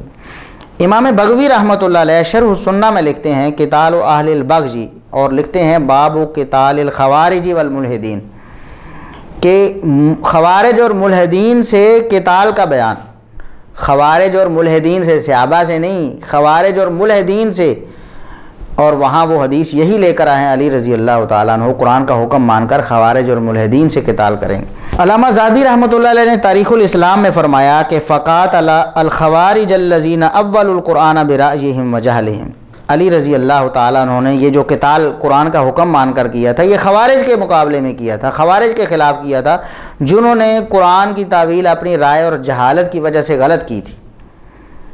تو علی رضی اللہ تعالیٰ عنہ نے قرآن کا حکم مان کر قتال خارجیوں سے کیا۔ اسی طرح وہ فرماتے ہیں فقاتل الخوارج الذین اول القرآن برأیہم وجہلہم، یہ سیر و اعلام النبلاء میں بھی انہوں نے یہی فرمایا۔ اسی طرح البدایہ والنہایہ میں حافظ ابن کثیر رحمۃ اللہ علیہ مفسر قرآن مورخ اسلام وہ فرماتے ہیں حدیث فی مدح علی رضی اللہ تعالی عنہ علی قتال الخوارج قبحہم اللہ، خوارج اللہ ان پر لعنت کرے، ان کے خلاف سیدنا علی رضی اللہ تعالیٰ عنہ نے لڑائی کی تو اس پر نبی کریم صلی اللہ علیہ وسلم نے پہلے ہی تعریف کر دی تھی۔ کیا تعریف کی تھی؟ کہ قرآن کا حکم مان کر علی ان سے لڑائی کریں گے۔ یہ دیکھیں کہ احادیث کیا کہتی ہیں، سلف صالحین کیا کہتے ہیں، ائمہ دین کیا کہتے ہیں، اور مرزا صاحب کیا کہتے ہیں۔ جو حدیث جہنمی خوارج کے بارے میں تھی وہ جنتی صحابہ پر آپ فٹ کر رہے ہیں نعوذ باللہ، کہ سیدنا علی رضی اللہ تعالیٰ عنہ نے، یہ صرف کس لیے آپ کر رہے ہیں کہ سیدنا علی رضی اللہ تعالیٰ عنہ کے خلاف جو صحابہ کرام تھے ایک اجتہادی وجہ سے سیدنا عثمان رضی اللہ تعالیٰ عنہ کے قصاص کے حوالے سے آپ انہیں باطل پر ثابت کر سکیں نعوذ باللہ، جبکہ ہم پہلے بیان کر چکے ہیں کہ بخاری مسلم میں نبی کریم صلی اللہ علیہ وسلم نے یہ ارشاد فرمایا، صحیح مسلم کے الفاظ ہم کوٹ کر چکے ہیں کہ ادنی الطائفتین بالحق، نبی کریم صلی اللہ علیہ وسلم نے صحابہ کرام کے جو اختلافات تھے، جو لڑائیاں ہوئیں، آپ نے فرمایا ان میں علی رضی اللہ تعالیٰ عنہ حق کے زیادہ قریب ہوں گے، تو حق پر ہی دوسرے صحابہ کرام کو قرار دیا، ورنہ آپ فرماتے کہ علی رضی اللہ تعالیٰ عنہ حق پر ہوں گے اور باقی باطل پر ہوں گے۔ کہاں صحابہ کرام جن کو خود نبی مکرم صلی اللہ علیہ وسلم حق پر قرار دے رہے ہیں، اور خود آپ لکھ چکے ہیں کہ وہ مجتہد تھے اور انہیں ایک اجر ملے، اور کہاں خوارج جو جہنم کے کتے ہیں، جو جہنم میں جانے والے ہیں، جن کے بارے میں احادیث میں وعیدیں ہیں اور جن کو قتل کرنے کا حکم ہے، آپ وہ ساری حدیثیں جو ان خوارج والی ہیں اور صحابہ کرام پر فٹ کرنا چاہتے ہیں نعوذ باللہ۔ سیدنا معاویہ رضی اللہ تعالیٰ عنہ کے فضائل کا انکار کرنے کے لیے آپ نے بڑے وہ 6 ہتھکنڈے بھی اختیار کیے ہیں۔ بار بار آپ کو بتایا گیا کہ آپ جو روایات پیش کر رہے ہیں یہ یا تو بے سند ہیں یا ضعیف ہیں، ان کی سندوں میں یہ خرابیاں ہیں، لیکن آپ باز نہیں آئے۔ آپ بار بار پھر اپنی ہٹ درمی کی وجہ سے انہی روایات کو پیش کر رہے ہیں، جیسا کہ امام نسائی رحمۃ اللہ علیہ کا واقعہ ہے کہ امام نسائی رحمۃ اللہ علیہ دمشق میں گئے، آپ نے یہ کہا کہ امام نسائی رحمۃ اللہ علیہ دمشق میں گئے، وہاں لوگ 300 سال گزرنے کے بعد بھی حضرت علی پر لعنت کرتے تھے۔ امام نسائی کو بڑا غصہ آیا، انہوں نے ارادہ کیا کہ میں علی کے فضائل پر کتاب لکھوں، تو وہاں لوگوں نے کہا کہ حضرت معاویہ کی شان میں بھی کوئی حدیث بیان کریں، تو انہوں نے میرے والی بات کی۔ مرزا صاحب کہتے ہیں کہ امام نسائی رحمۃ اللہ علیہ نے سیدنا معاویہ رضی اللہ تعالیٰ عنہ کے حوالے سے میری والی بات کی۔ کیا بات کی؟ کہ یار میری زبان بند رہنے دو، میری زبان بند رہنے دو معاویہ کے بارے میں۔ انہوں نے کہا کہ نہیں بتائیں، تو انہوں نے کہا معاویہ کو اللہ سے آبا ہونے کی وجہ سے چھوڑ دے تو تمہارے لیے کافی نہیں؟ یعنی معاویہ کے پاس صرف صحابیت ہی ہے، اس کے علاوہ کچھ نہیں ہے، اور اگر اللہ معاف کر دے صحابی ہونے کی وجہ سے تو کیا کافی نہیں ہے؟ اس کے علاوہ تم کیا چاہتے ہو؟ اور پھر کہا کہ مجھے تو معاویہ کے بارے میں صرف ایک صحیح حدیث کا پتہ ہے جو صحیح مسلم کے اندر موجود ہے کہ خدا اس کا پیٹ نہ بھرے۔ بس اتنی بات تھی تو ناسبی ان پر ٹوٹ پڑے اور ان کو اتنا مارا کہ شرمگاہ کے اوپر بھی ضربیں ماری، حتیٰ کہ وہ قریب المرگ ہو گئے۔ تو انہوں نے وصیت کی کہ مجھے اسی حالت میں مکہ لے جاؤ، اور ان کی خواہش تھی کہ جہاں اہل بیت کے گھر تھے مجھے وہاں دفن کرنا۔ انہوں نے کہا جی حضرت معاویہ کی شان میں بھی کوئی حدیث بیان کریں، تو انہوں نے پہلے میرے لیے گل کی تھی کہ یار میری زبان بند رہنے دو۔ ان کا نہیں بتائیں۔ انہوں نے کہا کہ معاویہ کو اللہ تعالیٰ صحابی ہونے کی وجہ سے چھوڑ دے تو کیا تمہارے لیے کافی نہیں ہے؟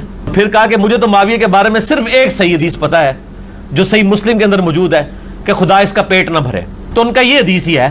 بس یہ بات کی تو ناسبی ان پہ ٹوٹ پڑے، ان کو اتنا مارا، ان کی شرمگاہ کے اوپر بھی ضربیں لگائی حتیٰ کہ وہ قریب المرگ ہو گئے. تو انہوں نے وصیت کی کہ مجھے اسی حالت میں مکے لے جاؤ. مکے لے گئے اور ان کی خواہش تھی کہ اہل بیت کے گھر تھے نا مکے میں جہاں پہ, انہوں نے کہا مجھے وہاں پہ دفن کرنا. یہ جھوٹی روایت ہے مرزا صاحب. ہم کتنی دفعہ آپ کو بتا چکے ہیں کہ اس طرح کی جھوٹی روایتیں پیش کر کے ائمہ دین پر بہتان لگا کر کے وہ فضائل معاویہ رضی اللہ تعالیٰ عنہ کے منکر تھے. آپ کیا کر لیں گے اس دنیا میں؟ آپ کتنی دیر اور جی لیں گے؟ کیا آپ نے اللہ تبارک و تعالیٰ کے سامنے جواب دہ نہیں ہونا؟ آپ خود لوگوں کو کہتے ہیں کہ تاریخ کی جھوٹی روایات جو ہیں وہ کھوٹے سکوں سے بھی زیادہ گئی گزری ہیں, کھوٹے سکوں کی مانند ہیں, ان سے کچھ فائدہ نہیں ہوتا. تو امام نسائی رحمۃ اللہ علیہ سے یہ واقعہ جب ثابت نہیں ہے, اس کی سند ضعیف ہے. ہم ماہنامہ السنہ میں جو 49-54 یہ کئی سال پہلے شائع ہوا تھا, اس میں بھی ہم اس بات کی وضاحت کر چکے ہیں. اس کے بعد اپنے ویڈیو لیکچرز میں بھی یہ بات بتا چکے ہیں کہ امام نسائی رحمۃ اللہ علیہ سے یہ واقعہ اور قصہ ثابت نہیں ہے. پھر آپ نے ایک ڈھونگ بنانے کی کوشش کی کہ دیکھو جی یہ ساری کتابوں میں موجود ہے جی, دیکھو جی امام زابی نے بھی نقل کیا ہے, وغیرہ وغیرہ نے بھی نقل کیا ہے. یہ واقعہ شہادت والا تو لہٰذا متواتر ہو گیا. یہ ان کی شہادت کا واقعہ تواتر کے ساتھ تمام ائمہ اہل سنت نے, امام زابی ہوں باقی ائمہ نے نقل کیا ہے. واہ مرزا صاحب, ہم نے اس پر ایک ویڈیو کلپ بنایا تھا کہ متواتر کا ڈھونگ. تو وہ احباب جو ہیں نیچے ڈسکرپشن میں اس کا لنک بھی موجود ہے, وہاں سے اس کو دیکھ سکتے ہیں کہ یہ کیسے کیسے ڈھونگ رچاتے ہیں مرزا صاحب. جو روایت ضعیف ہو جائے اور اس کو خود ماننا ہو, اس کو کہہ دیتے ہیں کہ متواتر ہو گئی ہے, بہت ساری کتابوں میں آ گئی ہے.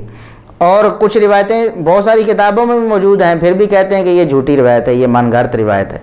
مرزا صاحب آپ کے نزدیک اصول کیا ہے؟ ہم نے اس وقت بھی پوچھا تھا کہ اگر اس کو آپ متواتر کہتے ہیں تو متواتر کی شرطیں کیا ہیں؟ آپ کو پتہ ہے, آپ پڑھ لیں نا حدیث کی کتابوں میں, اردو ترجمے بھی اب تو موجود ہیں, کم از کم ان کی طرف ہی توجہ کر لیں کہ متواتر کی کیا تعریف ہوتی. متواتر تو تب ہوگی جب ہر دور میں اس کو اتنی بڑی تعداد بیان کرنے والی ہو, اتنی بڑی تعداد. تو ہم نے کہا تھا چلو اتنی بڑی تعداد 100, 70, 40 اور آپ چھوڑیں سب کو, آپ صرف 7 بندے ایسے پیش کر دیں, صرف 7 بندے جو امام نسائی رحمۃ اللہ علیہ کے دور میں ان کی شہادت کے دوران اس واقعے کو بیان کرتے ہیں. صرف 7 بندے. آپ تو تیسرا بھی نہیں پیش کر سکتے, 7 تو دوسری کی بات ہے, اور دوسرا بھی نہیں آپ پیش کریں گے. اور پھر جو ایک پیش کیا اس کی سند بھی ضعیف ہے, تو کیسے آپ اس کو متواتر بنا لیں گے؟ یہ کیا ڈھونگ آپ نے بنایا ہوا ہے؟ یعنی یہ کیا طریقہ کار آپ کا کیا ہے؟ کیا سلسلہ آپ نے بنایا ہوا ہے؟ جس روایت کو آپ نے رد کرنا ہو وہ رد ہو جاتی ہے, اور جس کو آپ نے ماننا ہو وہ چاہے جتنی مرضی ضعیف ہو اس کو آپ متواتر بنا لیتے ہیں. آپ متواتر کی شرطیں اس میں ثابت کریں, ہمارا آپ کو چیلنج ہے, یا اس کے ضعیف ہونے پر آپ علی اعلان توبہ کریں کہ یہ روایت ضعیف ہے, میں آج تک اس کو پیش کر کے لوگوں کے جذبات سے کھیلتا رہا. ایسے ہی جھوٹی روایت کہ سیدنا معاویہ رضی اللہ تعالیٰ کی کوئی فضیلت ثابت نہیں تھی, اسی بات پہ امام نسائی کو شہید کر دیے گا, اور امام نسائی اسی بات پہ اڑے رہے, نعوذ باللہ استغفر اللہ. یہ سراسر جھوٹ ہے. اس روایت کی کوئی سند دنیا میں ثابت نہیں ہے. اگر کوئی سند ثابت ہے تو مرزا صاحب وہ پیش کر دیں, ورنہ آئندہ اسے پیش نہ کریں. لیکن یہ تو ہٹ درمی ہے مرزا صاحب آپ کی. پہلے بھی ہم کئی دفعہ بتا چکے ہیں کہ امام نسائی رحمۃ اللہ علیہ کی شہادت کا قصہ ثابت نہیں ہے. وہ ہمارا ویڈیو کلپ بھی موجود ہے, اس کا لنک بھی ہم ڈسکرپشن میں دے دیں گے, وہ بھی احباب سن لیں گے. اور الحمدللہ ہزاروں لوگ ہمارا ویڈیو کلپ دیکھ بھی چکے ہیں, لیکن اس کا جواب آپ کے پاس نہیں ہے. پھر سیدنا معاویہ رضی اللہ تعالیٰ عنہ کے حوالے سے ایک بات جو آپ بہت زیادہ ان پر تان کرنے کے لیے پیش کرتے ہیں کہ جب سیدنا عمار بن یاسر رضی اللہ تعالیٰ عنہ شہید ہو گئے تو ان کو کسی نے آ کر بتایا سیدنا معاویہ رضی اللہ تعالیٰ عنہ کو کہ عمار شہید ہو گئے ہیں, اور رسول اللہ صلی اللہ علیہ وسلم نے ان کے بارے میں فرمایا تھا کہ ایک باغی گروہ قتل کرے گا. وہ باغی گروہ کی ہم وضاحت کر چکے ہیں کہ باغی گروہ سے کیا مراد ہے, اور باغی گروہ کے افراد کون سے تھے, اور یہ ہمارے 2 ویڈیو کلپ اس پر بہت اہم موجود ہیں. ایک تو باغی گروہ کا تعارف ہے, اور دوسرا جو سیدنا عمار رضی اللہ تعالیٰ عنہ والی حدیث ہے جہنم کی طرف بلانا, اس سے کیا مراد ہے. یہ 2 کلپ جو نا احباب جنہوں نے نہیں سنے ہوئے وہ دوبارہ ضرور سنیں, ان کے لنک جو ہے ڈسکرپشن میں ہم نے دے دیے ہیں. تو بہرحال وہ حدیث جب سنائی گئی سیدنا معاویہ رضی اللہ تعالیٰ عنہ کو، تو سیدنا معاویہ رضی اللہ تعالیٰ عنہ نے آگے سے یہ فرمایا کہ اصل میں تو جو لوگ انہیں لے کر آئے ہیں ان کا قصور ہے، انہوں نے کیوں لا کر ہمارے سامنے انہیں ڈال دیا کہ ہمارے ہاتھوں، ہماری فوجیوں کے ہاتھوں وہ شہید ہو گئے۔ تو یہ بات کی انہوں نے، تو ایک تو اس پر انہوں نے مرزا صاحب نے کہا کہ سب سے پہلے جو غلط تعویل کی ابتدا کی ہے، تمام فقہاء نے لکھا ہے کہ وہ سیدنا معاویہ رضی اللہ تعالیٰ نعوذ باللہ، تمام فقہاء نے لکھا ہے کہ پہلا شخص اس امت میں جس نے اپنی واضح غلطی کی غلط تعویل کی ہے وہ حضرت معاویہ رضی اللہ تعالیٰ عنہ ہے کہ انہوں نے حضرت عمار کے قتل کی اتنی غلط تعویل کی۔ بس میں اتنے کمنٹس کے اوپر رہتا ہوں، میں پارلیمانی زبان سے آگے نہیں جانا چاہتا۔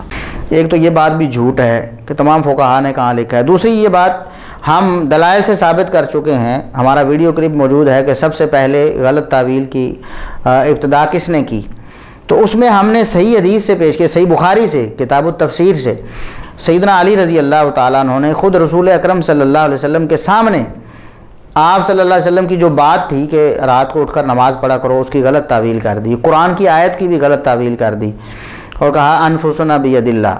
قرآن میں ہے نا کہ جب انسان سو جاتا ہے تو اس کی روح قبض ہو جاتی ہے، پھر اللہ تبارک و تعالیٰ نے جس کو زندہ رکھنا ہوتا ہے اس کی روح کو چھوڑ دیتے ہیں۔ تو سیدنا علی رضی اللہ تعالیٰ عنہ نے اس آیت کو اپنی دلیل بناتے ہوئے اور نبی کریم صلی اللہ علیہ وسلم کے فرمان کی غلط انٹرپریشن کرتے ہوئے یہ کہہ دیا کہ دیکھیں یہ ہمارا کیا قصور ہے۔ تو یہ بات غلط تھی، انسان ہونے کے ناطے ان سے ہوگی، ہمارے دل میں کوئی اس حوالے سے رنج نہیں ہے، نعوذ باللہ۔ علی رضی اللہ تعالیٰ عنہ سے ہم راضی، اللہ راضی، ہم بھی راضی۔ ان سے نفرت کرنے والا، ان سے بغض رکھنے والا تو منافق ہوتا ہے، اہل حدیث تو کجا، وہ تو مسلمان ہی نہیں ہوتا، منافق ہوتا ہے۔ تو بتانے کا مقصد یہ ہے کہ سیدنا علی رضی اللہ تعالیٰ عنہ نے رسول اکرم صلی اللہ علیہ وسلم کے عہد مبارک میں آپ کے سامنے ایک غلط تعویل کی، اس کے باوجود بھی آپ سیدنا علی رضی اللہ تعالیٰ پر تان نہیں کرتے، انسان ہونے کے ناطے غلطی ہوگی نا ان سے۔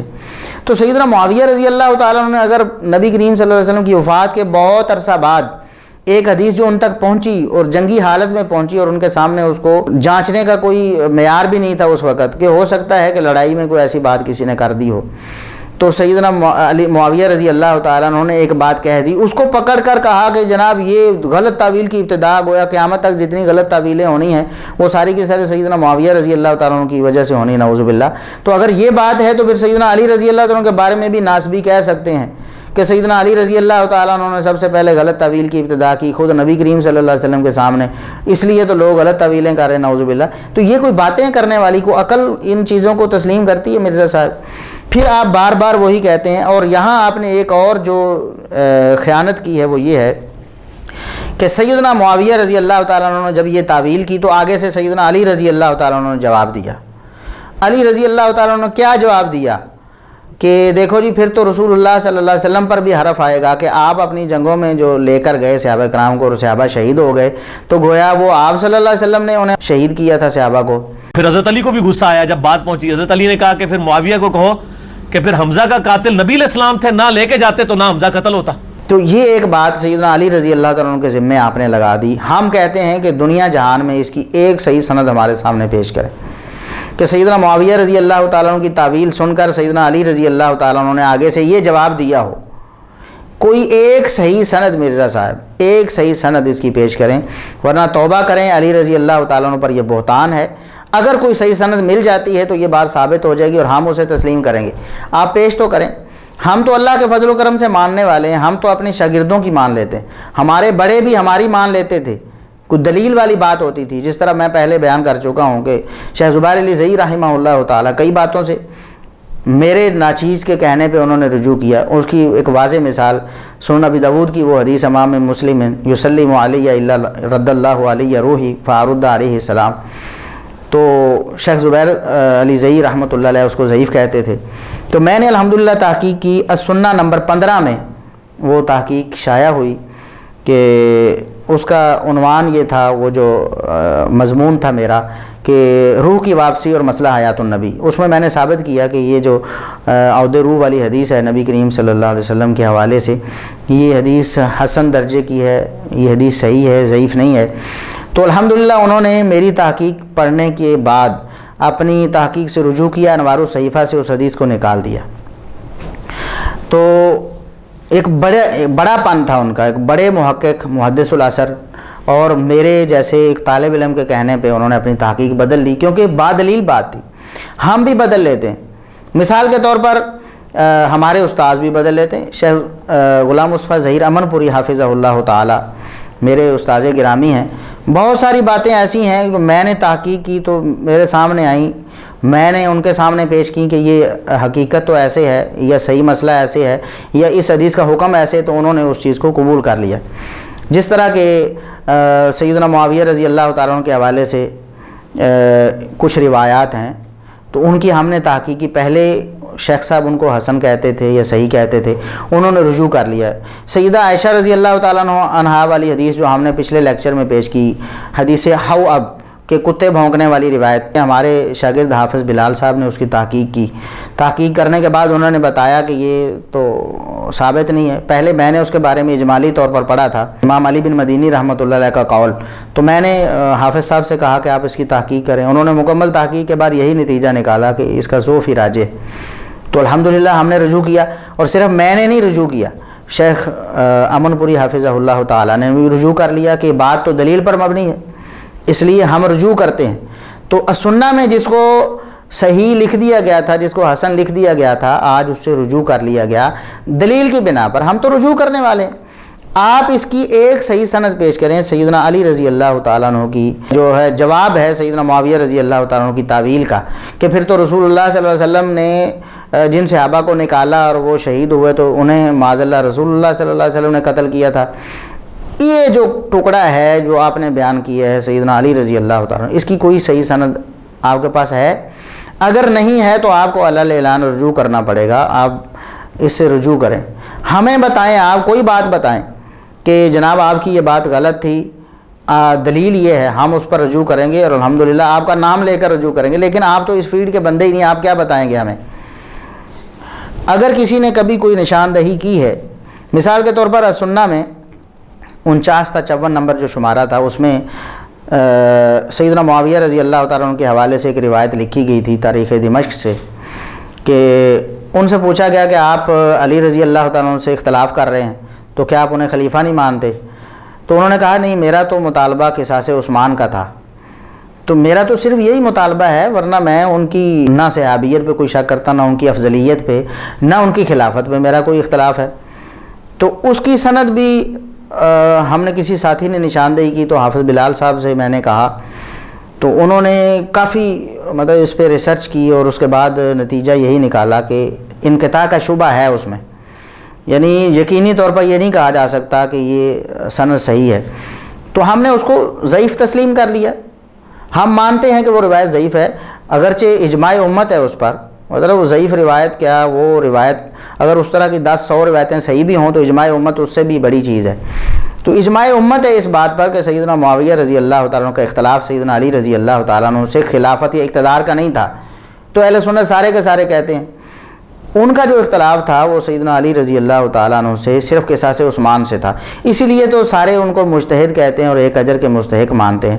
اگر وہ معاذ اللہ خلافت چھیننا چاہتے تھے نعوذ باللہ، پھر تو وہ بدنیت ہوئے نعوذ باللہ، اور اس پر انہیں اجر کیا، وہ تو وعید کے مستحق ہوں گے۔ تو ایسا قطعاً نہیں ہے۔ تو ہم تو ماننے والے ہیں، اگر مرزا صاحب آپ کسی چیز کی نشاندہی کریں ہمیں خوشی ہوگی اور ہم بخوشی اس چیز کو تسلیم کریں گے، لیکن آپ بھی تو مرد بنیں، آپ بھی تو تحقیق پسند بنے نا، حق پرست بنیں۔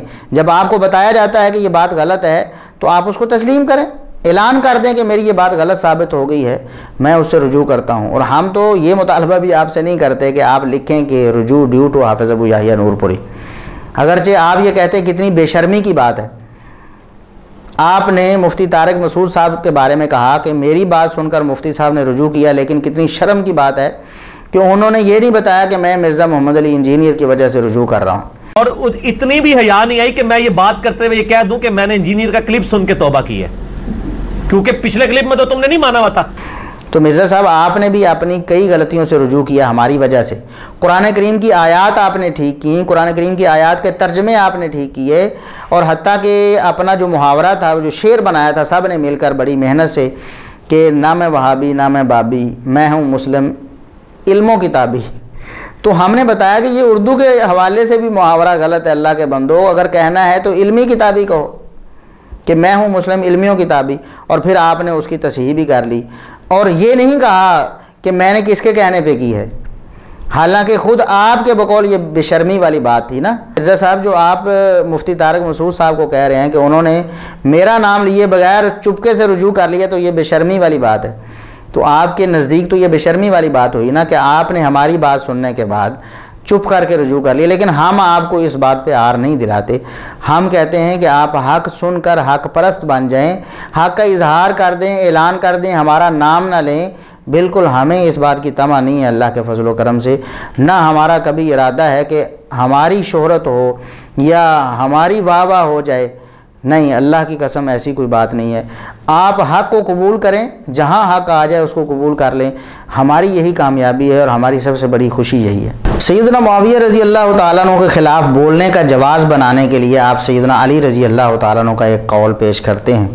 مصنف ابن ابی شیبہ میں ایک روایت ہے کہ سیدنا علی رضی اللہ تعالیٰ عنہ نے بد دعا کی صحابہ کرام کے خلاف، وہ صحابہ کرام جو ان کے خلاف تھے، قصاص عثمان کا مطالبہ کر رہے تھے، اور وہ اس چیز کو تسلیم نہیں کر رہے تھے کہ وہ کہہ رہے تھے کہ جب تک قصاص عثمان نہیں لیا جاتا ہم کوئی بھی بات آپ کی سننے کے لیے تیار نہیں ہیں، ہم آپ کی بیعت بھی نہیں کریں گے اس وقت تک۔ تو علی رضی اللہ تعالیٰ عنہ، چونکہ جنگ تھی، ہم تو کہتے ہیں کہ جنگ کے علاوہ بھی سیدنا عباس رضی اللہ تعالیٰ عنہ نے سیدنا علی رضی اللہ تعالیٰ عنہ کو بہت برا بھلا کہہ دیا، بہت برا بھلا۔ ایسے الفاظ ہیں کہ آج بھی کوئی دوسرے کے بارے میں کہے تو بہت سخت الفاظ ہیں، بہت سخت جرح بھی ہے۔ صحیح بخاری اور صحیح مسلم میں وہ حدیث موجود ہے، ہم کئی دفعہ اسے پیش بھی کر چکے ہیں۔ اس لیے نہیں کہ نعوذ باللہ سیدنا علی رضی اللہ تعالیٰ عنہ کی ہم توہین چاہتے ہیں، صرف مرزا صاحب کو ایک الزامی جواب دینے کے لیے کہ اگر صحابہ کرام کا باہمی اختلاف وہ اس لیے ہمارے سامنے آیا کہ ہم اس پر تبصرے کریں اور نعوذ باللہ استغفر اللہ کہیں، یا پھر ایک گروہ کو جو ہے اس کی سپورٹ کریں اور دوسرے گروہ کے خلاف ہو جائیں، اگر صحابہ کرام کے اختلافات اس لیے ہیں تو پھر ان پر بھی آپ اسی طرح کی ڈسکس کریں کہ سیدنا عباس رضی اللہ تعالیٰ عنہ بغیر جنگ کے، بغیر لڑائی کے، کسی وجہ سے نہیں، ایک معاملہ اختلاف تھا، گھر میں حل ہو سکتا تھا، عمر رضی اللہ تعالیٰ عنہ کے پاس آ گئے کہ میرے اور اس جھوٹے، میرے اور اس سیاہکار، میرے اور اس خائن، میرے اور اس دغا باز کے درمیان فیصلہ کر دیں۔ 4 لفظ بڑے سخت بولے سیدنا عباس رضی اللہ تعالیٰ عنہ نے، لیکن اس سے آپ نے کبھی کوئی نتیجہ نہیں نکالا۔ آپ نے نہیں کہا کہ عباس کی سنت ہے علی رضی اللہ تعالیٰ عنہ کو معاذ اللہ کاذب جھوٹا کہنا، عاصم سیاہکار کہنا، غادر دغا باز کہنا، اور اسی طرح خائن کہنا، خیانت کرنے والا کہنا۔ آپ نے کبھی نہیں کہا کہ یہ عباس کی سنت ہے۔ لیکن سیدنا معاویہ رضی اللہ تعالیٰ عنہ کے بارے میں جب آپ کا بات کرتے ہیں تو سیدنا علی رضی اللہ تعالیٰ عنہ کے الفاظ پیش کر دیتے ہیں کہ یہ علی کی سنت ہے۔ دیکھیں، لڑائی میں ایک معاملہ ہو گیا، لڑائی میں جانیں چلی گئیں، تو یہ تو ایک چھوٹا معاملہ تھا۔ علی رضی اللہ تعالیٰ عنہ نے بد دعا کی، ظاہر ہے کہ مقابلے میں تھے تو اللہ تبارک و تعالیٰ سے دعا مانگی کہ انہیں پسپا کر دے، مجھے فتح دے دے۔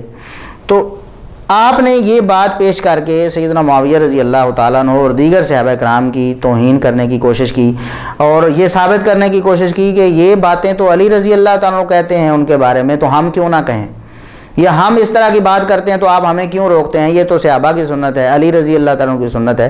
تو ہم آپ کو بتا چکے ہیں کہ علی رضی اللہ تعالیٰ عنہ کو برا بھلا کہنا یہ عباس کی بھی سنت ہے۔ اگر سنتیں اس طرح بنتی ہیں نا تو عباس کی بھی سنت ہے، اور پھر رسول اللہ صلی اللہ علیہ وسلم کی اپنی سنت کیا ہے؟ صحیح بخاری سے جو ہم کتاب التفسیر سے پیش کر چکے ہیں کہ آپ صلی اللہ علیہ وسلم نے علی رضی اللہ تعالیٰ عنہ کی ایک غلط تعویل کی وجہ سے آپ صلی اللہ علیہ وسلم ناراض ہو کر چلے گئے، اپنی ران پر ہاتھ مارا آپ نے غصے سے، آپ نے بات تک کرنا گوارا نہیں کی، اور آپ نے فرمایا کہ وَكَانَ الْإِنسَانُ أَكْثَرَ شَيْءٍ جَدَلًا، انسان کتنا کٹ حجت ہے، کتنا یعنی ہیلا باز ہے انسان۔ تو کیا اسے رسول اللہ صلی اللہ علیہ وسلم کی سنت کہہ کر علی رضی اللہ تعالیٰ عنہ کے خلاف ایسے الفاظ کہے جا سکتے ہیں؟ تو یہاں ایک بات اور میں نے عرض کرنی ہے کہ آپ جو کہتے ہیں نا سب کرتے رہے، گالی گلوچ اس کا ترجمہ آپ کرتے ہیں، گالی گلوچ کرتے رہے، سب کے الفاظ آتے ہیں بعض روایت میں، ان کی حقیقت بھی ہم بتا چکے ہیں کہ سیدنا معاویہ رضی اللہ تعالیٰ عنہ نے ایک لفظ بھی کبھی سیدنا علی رضی اللہ تعالیٰ عنہ کے خلاف نہیں کہا، یعنی برا بھلا گالی گلوچ کرنا تو دور کی بات ہے، علی رضی اللہ تعالیٰ عنہ کے بارے میں کوئی ادنا سا لفظ بھی ایسا نہیں کہا جس سے ان کی شان میں کوئی توہین یا تنقیص ہوتی ہو۔ علی رضی اللہ عنہ کے خلاف سیدنا معاویہ رضی اللہ تعالیٰ عنہ سے ایک لفظ بھی ثابت نہیں ہے۔ اس کے باوجود آپ کہتے ہیں جی وہ سب کرتے تھے، سب کرواتے تھے، اور سب کا معنی جی گالی گلوچ کرتے تھے، گالی گلوچ کرواتے تھے۔ یہاں آپ کہتے ہیں کہ یہ معاویہ کی سنت ہے، معاذ اللہ۔ علی کی سنت یہ ہے کہ وہ اپنے دشمنوں کو بھی معاف کرتے تھے، اور معاویہ کی اور آل امیہ کی سنت یہ ہے کہ وہ برا بھلا کہتے تھے ممبروں پر، نعوذ باللہ۔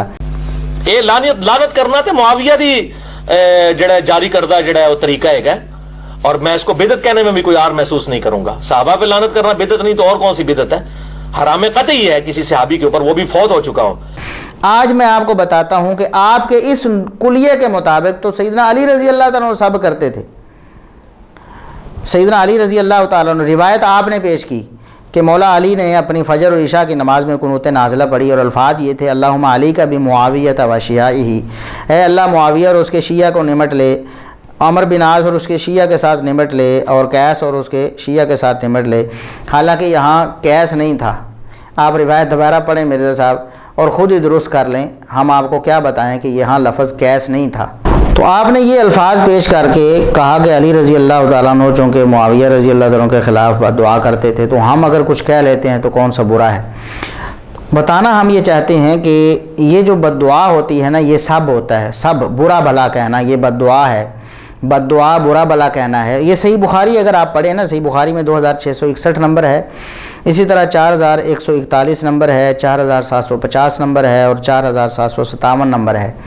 یہ واقعہ افک ہے۔ سیدہ عائشہ رضی اللہ تعالیٰ عنہ پر جب بہتان لگا منافقین کی طرف سے، تو اس وقت سیدنا مصطح بن اساسہ رضی اللہ تعالیٰ عنہ بھی ان منافقوں کی باتوں میں آگے، تو ان کی زبان سے بھی کوئی ایسی بات نکل گئی۔ مصطح رضی اللہ تعالیٰ عنہ کی والدہ مصطح سیدہ عائشہ رضی اللہ تعالیٰ عنہ کے ساتھ باہر جا رہی تھیں، وہ اچانک اپنے کپڑے میں ہی الجھ کر گرنے لگیں، تو ان کی زبان سے یہ نکلا کہ تعیسہ مصطح برباد ہو جائے، مصطح تباہ ہو جائے۔ یہ بات انہوں نے جب کہی تو سیدہ عائشہ رضی اللہ تعالیٰ عنہ نے آگے سے جو جواب دیا وہ یہ تھا کہ بئس ما قلتی، بہت بری بات آپ کہہ رہی ہیں، اتسبین رجلا شاہد بدرا، ایک بدری صحابی کو آپ سب کر رہی ہیں۔ برا بھلا جس کا آپ ترجمہ، گالی گلوچ جس کا ترجمہ کرتے ہیں، لعنت جس کا ترجمہ مرزا صاحب آپ کرتے ہیں نا، وہ سیدہ عائشہ رضی اللہ تعالیٰ عنہ کہہ رہی ہیں کہ بد دعا دینا یہ سب ہے، یہ برا بھلا کہنا ہے، بد دعا جو ہے وہ سب ہے۔ وہ کہتی ہیں کہ کیا آپ ایسے شخص کو سب کر رہی ہیں جو بدر میں حاضر ہوا ہے؟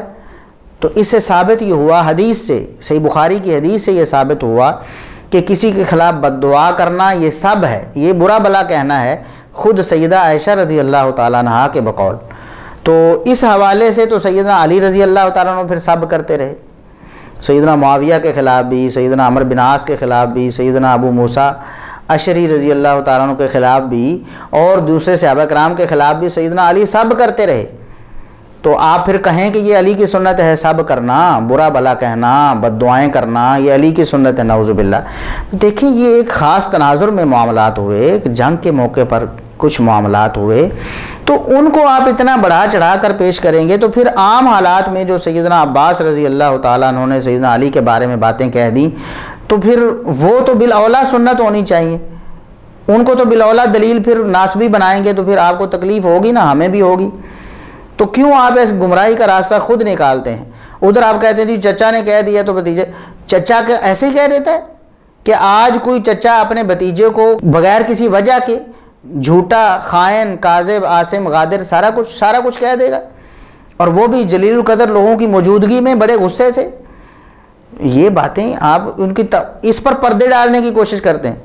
وہ جو ہو گیا اس کو تسلیم کریں اور کہیں رضی اللہ عنہ و رضوا عنہ، ہم سب سے راضی ہیں باوجود اس کے سیدنا عباس رضی اللہ تعالیٰ عنہ نے یہ کہ، اور پھر آپ کہتے ہیں کہ سیدنا عباس نے تو ایک دن کیا تھا، ایک دن کہا تھا، ساری زندگی تو نہیں کہا۔ آپ بتائیں کہ سیدنا معاویہ رضی اللہ تعالیٰ عنہ نے زندگی میں کبھی ایک دفعہ بھی کہا ہو سیدنا علی رضی اللہ تعالیٰ عنہ کے خلاف ایسی کوئی بات؟ انہیں کاذب کہا ہو، انہیں جھوٹا کہا ہو، انہیں خائن کہا ہو، انہیں دغا باز کہا ہو، کاذب، عاصم، سیاہکار کہا ہو انہیں؟ تو سیدنا معاویہ رضی اللہ تعالیٰ عنہ جنہوں نے ساری زندگی ایک دفعہ بھی نہیں کہا ایسی کوئی بات، ایسا کوئی لفظ سیدنا علی رضی اللہ عنہ کے خلاف نہیں کہا، ان کے خلاف تم ایسے برستے رہتے ہو آپ لوگ۔ اور سیدنا عباس رضی اللہ تعالیٰ عنہ جنہوں نے سب صحابہ کرام کے سامنے بڑے غصے میں یہ ساری باتیں کی ہیں، تو ان کے بارے میں آپ کہتے ہیں کہ جذبات میں ایک بات کہہ دی، تو ہم بھی کہتے ہیں کہ جذبات میں اگر کسی صحابی نے کہہ بھی دیا ہے تو کیوں سر پہ آسمان اٹھاتے ہو اور اس پر لوگوں کو گمراہ کرنے کی کوشش کرتے ہو، لوگوں کو ان کے جذبات سے کھیلنے کی کوشش کرتے ہو؟ سیدنا معاویہ رضی اللہ تعالیٰ عنہ نے ساری زندگی ایک لفظ بھی نہیں بولا سیدنا علی رضی اللہ عنہ کے خلاف جو توہین و تنقیص پہ مبنی ہو۔ سیدنا عباس نے بولا ہے، سب صحابہ کرام کے سامنے بولا ہے، اس کو یہ کہہ کر کہ وہ چچا نے بولا تھا جی تو کیا ہوا؟ تو یہاں بھائی بھائی سے تو زیادہ لڑ سکتا ہے، زیادہ ان کا اختلاف ہو سکتا ہے، چچا تو پھر بڑا حلیم و طبع ہوتا ہے نا۔ چچا جو ہے باپ کی جگہ ہے، باپ کا بھائی ہے، تو باپ بلا ایسے بغیر وجہ کے اپنے بیٹے کو اس طرح کہہ دیتا ہے؟ کوئی وجہ ہوئی نا، کوئی معاملہ ہوا، کوئی زیادتی سیدنا علی رضی اللہ تعالیٰ عنہ سے ہوئی سیدنا عباس پر، اس لیے تو اتنے برانگیختہ ہو گئے وہ۔ تو ہم کہتے ہیں کہ رضی اللہ عنہم ورضوا عنہ، سیدنا علی رضی اللہ تعالیٰ انسان ہونے کے ناطے جو غلطی کوتاہی ان سے ہوئی اللہ نے معاف کر دی، تو ہمیں کیا حق ہے کہ آج ہم اسے لے کر اس پہ تبصرے کریں کہ نعوذ باللہ دیکھا چچا کو کتنا تنگ کیا، استغفر اللہ۔ یہ باتیں جب آپ کریں گے تو ظاہر ہے کہ اس طرح کوئی ناسبی کرے گا تو ظاہر ہے وہ توہین ہی کر رہا ہوگا سیدنا علی رضی اللہ تعالیٰ عنہ کی، اور آپ اگر اس طرح کی باتیں سیدنا معاویہ اور دیگر صحابہ کے بارے میں کر رہے ہوں گے تو ظاہر ہے یہ توہین ہی ہوگی۔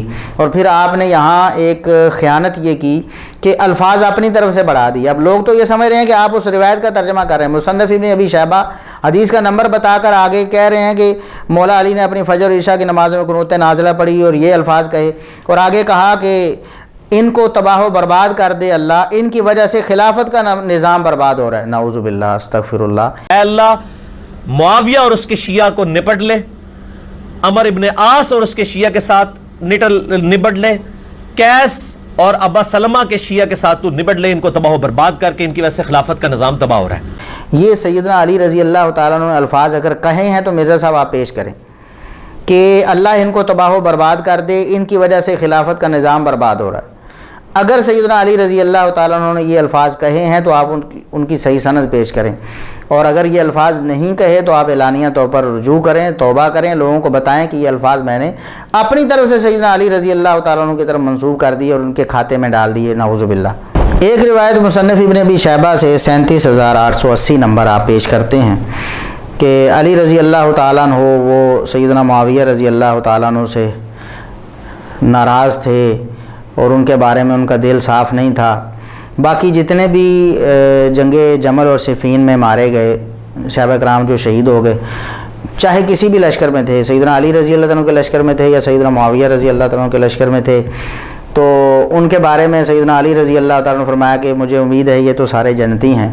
یہاں آپ نے الفاظ بڑھائے اپنی طرف سے اس روایت میں، آپ نے کہا اور جو میرے مخالفین ہیں جن کو معاویہ نے میرے خلاف ورگلایا، میں ان کے بارے میں بھی امید رکھتا ہوں کہ اللہ ان کو بھی معاف کرے گا۔ ان بیچاروں کو تو پتہ نہیں تھا، وہ تو بیچارے شہادت عثمان کے مسئلے میں ان کو استعمال کیا گیا، نعوذ باللہ استغفر اللہ۔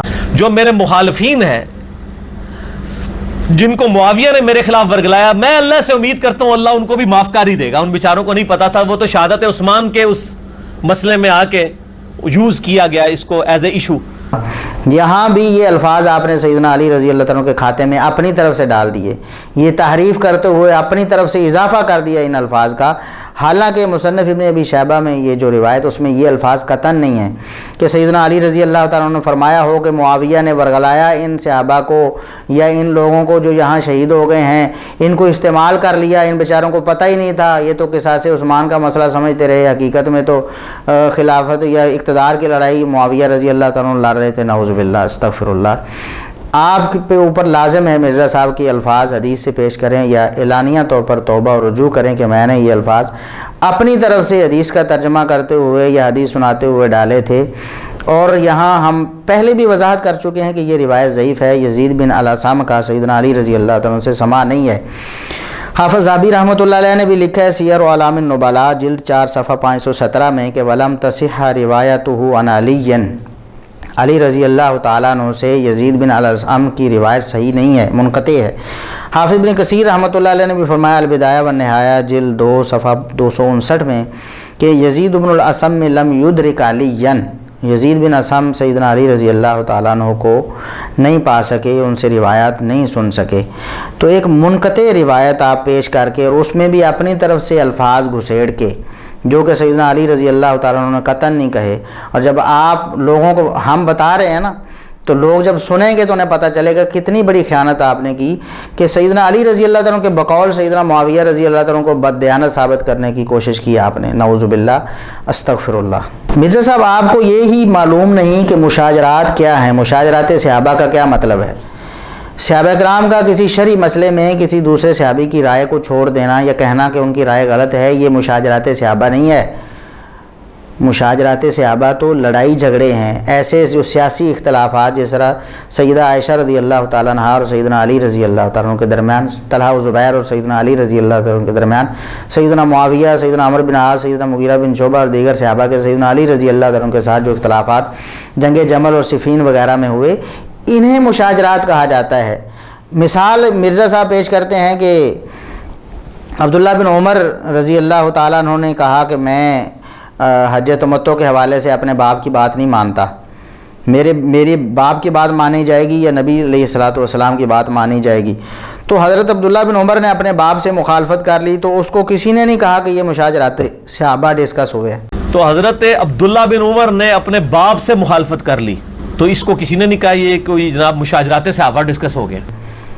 مرزا صاحب آپ کو مشاجرات صحابہ کی تعریف ہی نہیں آتی، یہ مشاجرات صحابہ کا مسئلہ ہی نہیں۔ امت میں سے کسی نے کہا ہے کہ نبی کریم صلی اللہ علیہ وسلم کی حدیث کے خلاف اگر کسی کی بات اجتہادی طور پر کسی نے کہی اور وہ صحیح نہیں تھی تو اس کو رد کر دینا یہ مشاجرات صحابہ ہے؟ اس کو تو مشاجرات صحابہ کہتے ہی نہیں مرزا صاحب۔ مشاجرات صحابہ تو صحابہ کرام کے باہمی سیاسی اختلافات کو کہتے ہیں، جس میں لڑائی جھگڑے ہو گئے اور بات آگے تک چلی گئی، اس کو کہتے ہیں مشاجرات صحابہ۔ صحابہ کرام کا ایک دوسرے سے اگر یہی بات کرنا مشاجرات صحابہ ہو تو پھر تو مشاجرات صحابہ بڑے ہیں۔ سیدنا ابوبکر صدیق سے کسی نے اختلاف کیا تو مشاجرات صحابہ، اور سیدنا علی رضی اللہ تعالیٰ عنہ سے کسی نے اختلاف کیا تو مشاجرات صحابہ۔ علمی مسئلے میں مثال کے طور پر سیدنا علی رضی اللہ تعالیٰ عنہ نے اگر وہ لوگوں کو زندہ جلا دیا تو سیدنا عبداللہ بن عباس رضی اللہ تعالیٰ عنہما نے وہ حدیث پیش کی، تو یہ مشاجرات صحابہ تو نہیں ہے مرزا صاحب۔ مشاجرات صحابہ تو سیاسی اختلافات ہیں جن کی وجہ سے معاملات لڑائی جھگڑے تک پہنچے، انہیں مشاجرات صحابہ کہتے ہیں۔ آپ کو مشاجرات صحابہ کی تعریف ہی نہیں آتی، تو آپ کہتے ہیں کہ یہ حدیث اہل حدیث بھی بیان کرتے ہیں اپنے ممبروں پر۔ سنت کو اسٹیبلش کرنا تو سنت صرف حضرت عمر پہ اسٹیبلش نہیں ہوئی نا، اہل صفین اور نہروان اور جنگ جمل والوں پہ بھی اسٹیبلش ہوگی نا۔ اور یہ اہل حدیث بیان بھی کرتے ہیں اکثر اپنے ممبروں پہ جس سنت کو اسٹیبلش کرنا ہے، تو سنت صرف حضرت عمر پہ تو اسٹیبلش نہیں ہونی نا، اہل صفین، نہروان اور جمل والوں پہ بھی تو اسٹیبلش ہونی ہے۔ یعنی آپ کے کہنے کا مقصد ہے کہ اگر ابن عمر اپنے والد عمر رضی اللہ تعالیٰ کی مخالفت کر سکتے ہیں اور یہ مشاجرات صحابہ ہے، تو پھر باقی بھی تو ہو سکتا ہے جنگ جمل اور صفین والوں کے بارے میں ہم جو کہتے ہیں تو ہم بھی تو صحیح کہتے ہیں۔ مرزا صاحب یہاں بہت بڑا آپ ہاتھ کر رہے ہیں امت کے ساتھ، مسلمانوں کو بہت زیادہ دھوکہ دینے کی آپ کوشش کر رہے ہیں۔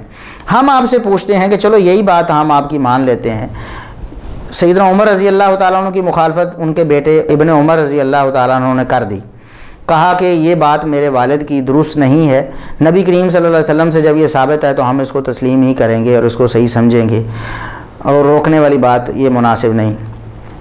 اگر آپ کے نزدیک جنگ جمل، نہروان اور صفین وغیرہ کا معاملہ اسی طرح تھا تو پھر آپ بھی کہیں کہ سیدنا معاویہ رضی اللہ تعالیٰ عنہ سے ایک اجتہادی غلطی ہوگی، ہم اس کو تسلیم نہیں کرتے، بس اتنی بات کہہ دیں۔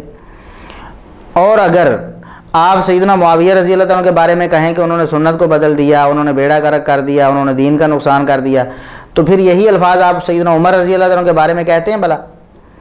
اگر سیدنا عمر رضی اللہ تعالیٰ کے واقعے کو مشاجرات صحابہ کو ڈسکس کرنے اور اس پر گندے تبصرے کرنے اور صحابہ کرام کے خلاف زبان دراز کرنے کو دلیل آپ بنا رہے ہیں، تو پھر آپ کو چاہیے کہ سیدنا عمر رضی اللہ تعالیٰ عنہ پر بھی آپ زبان چلائیں، پھر آپ کہیں کہ عمر رضی اللہ تعالیٰ کو کس نے حق دیا تھا کہ وہ ایسا کرتے، عمر رضی اللہ تعالیٰ عنہ نے سنت کی مخالفت شروع کر دی، نعوذ باللہ۔ پھر ایسے کہیں نا، آپ اچھی طرح رافضی بن جائے، یہ نیم رافضیت آپ چھوڑ دیں نا، تقیہ بازی چھوڑیں اور اچھی طرح کر دیں، یا پھر اس سے بھی رجوع کریں، توبہ کر لیں۔ اگر سیدنا عمر رضی اللہ تعالیٰ عنہ کی بات نہ ماننا، احترام کے ساتھ، ادب کے ساتھ، ان کا احترام اپنی جگہ، ان کا ادب اپنی جگہ، وہ خلیفہ راشد بھی ہیں، صحابی رسول بھی ہیں، ان کے فضائل بھی ہیں، ان کا احترام، ان کا مقام سب کچھ ہے، باوجود اس کے کہ ان کی بات نہیں مانی جا رہی، تو اسی طرح آپ سیدنا معاویہ رضی اللہ تعالیٰ عنہ کے بارے میں کر لیں، ان کے بارے میں کبھی یہ بات نہ کہیں کہ انہوں نے سنت کو بدل دیا، انہوں نے جناب دین کا نقصان کر دیا، انہوں نے یہ کر دیا وہ کر دیا، کچھ نہ کہیں۔ سیدنا عمر رضی اللہ تعالیٰ عنہ کی طرح ہی جس طرح ادب و احترام ان کا قائم ہے ان کا بھی رکھیں۔ پھر یہ کہنے کی ضرورت کیا ہے کہ انہوں نے دین کا بیڑا غرق کر دیا، نعوذ باللہ۔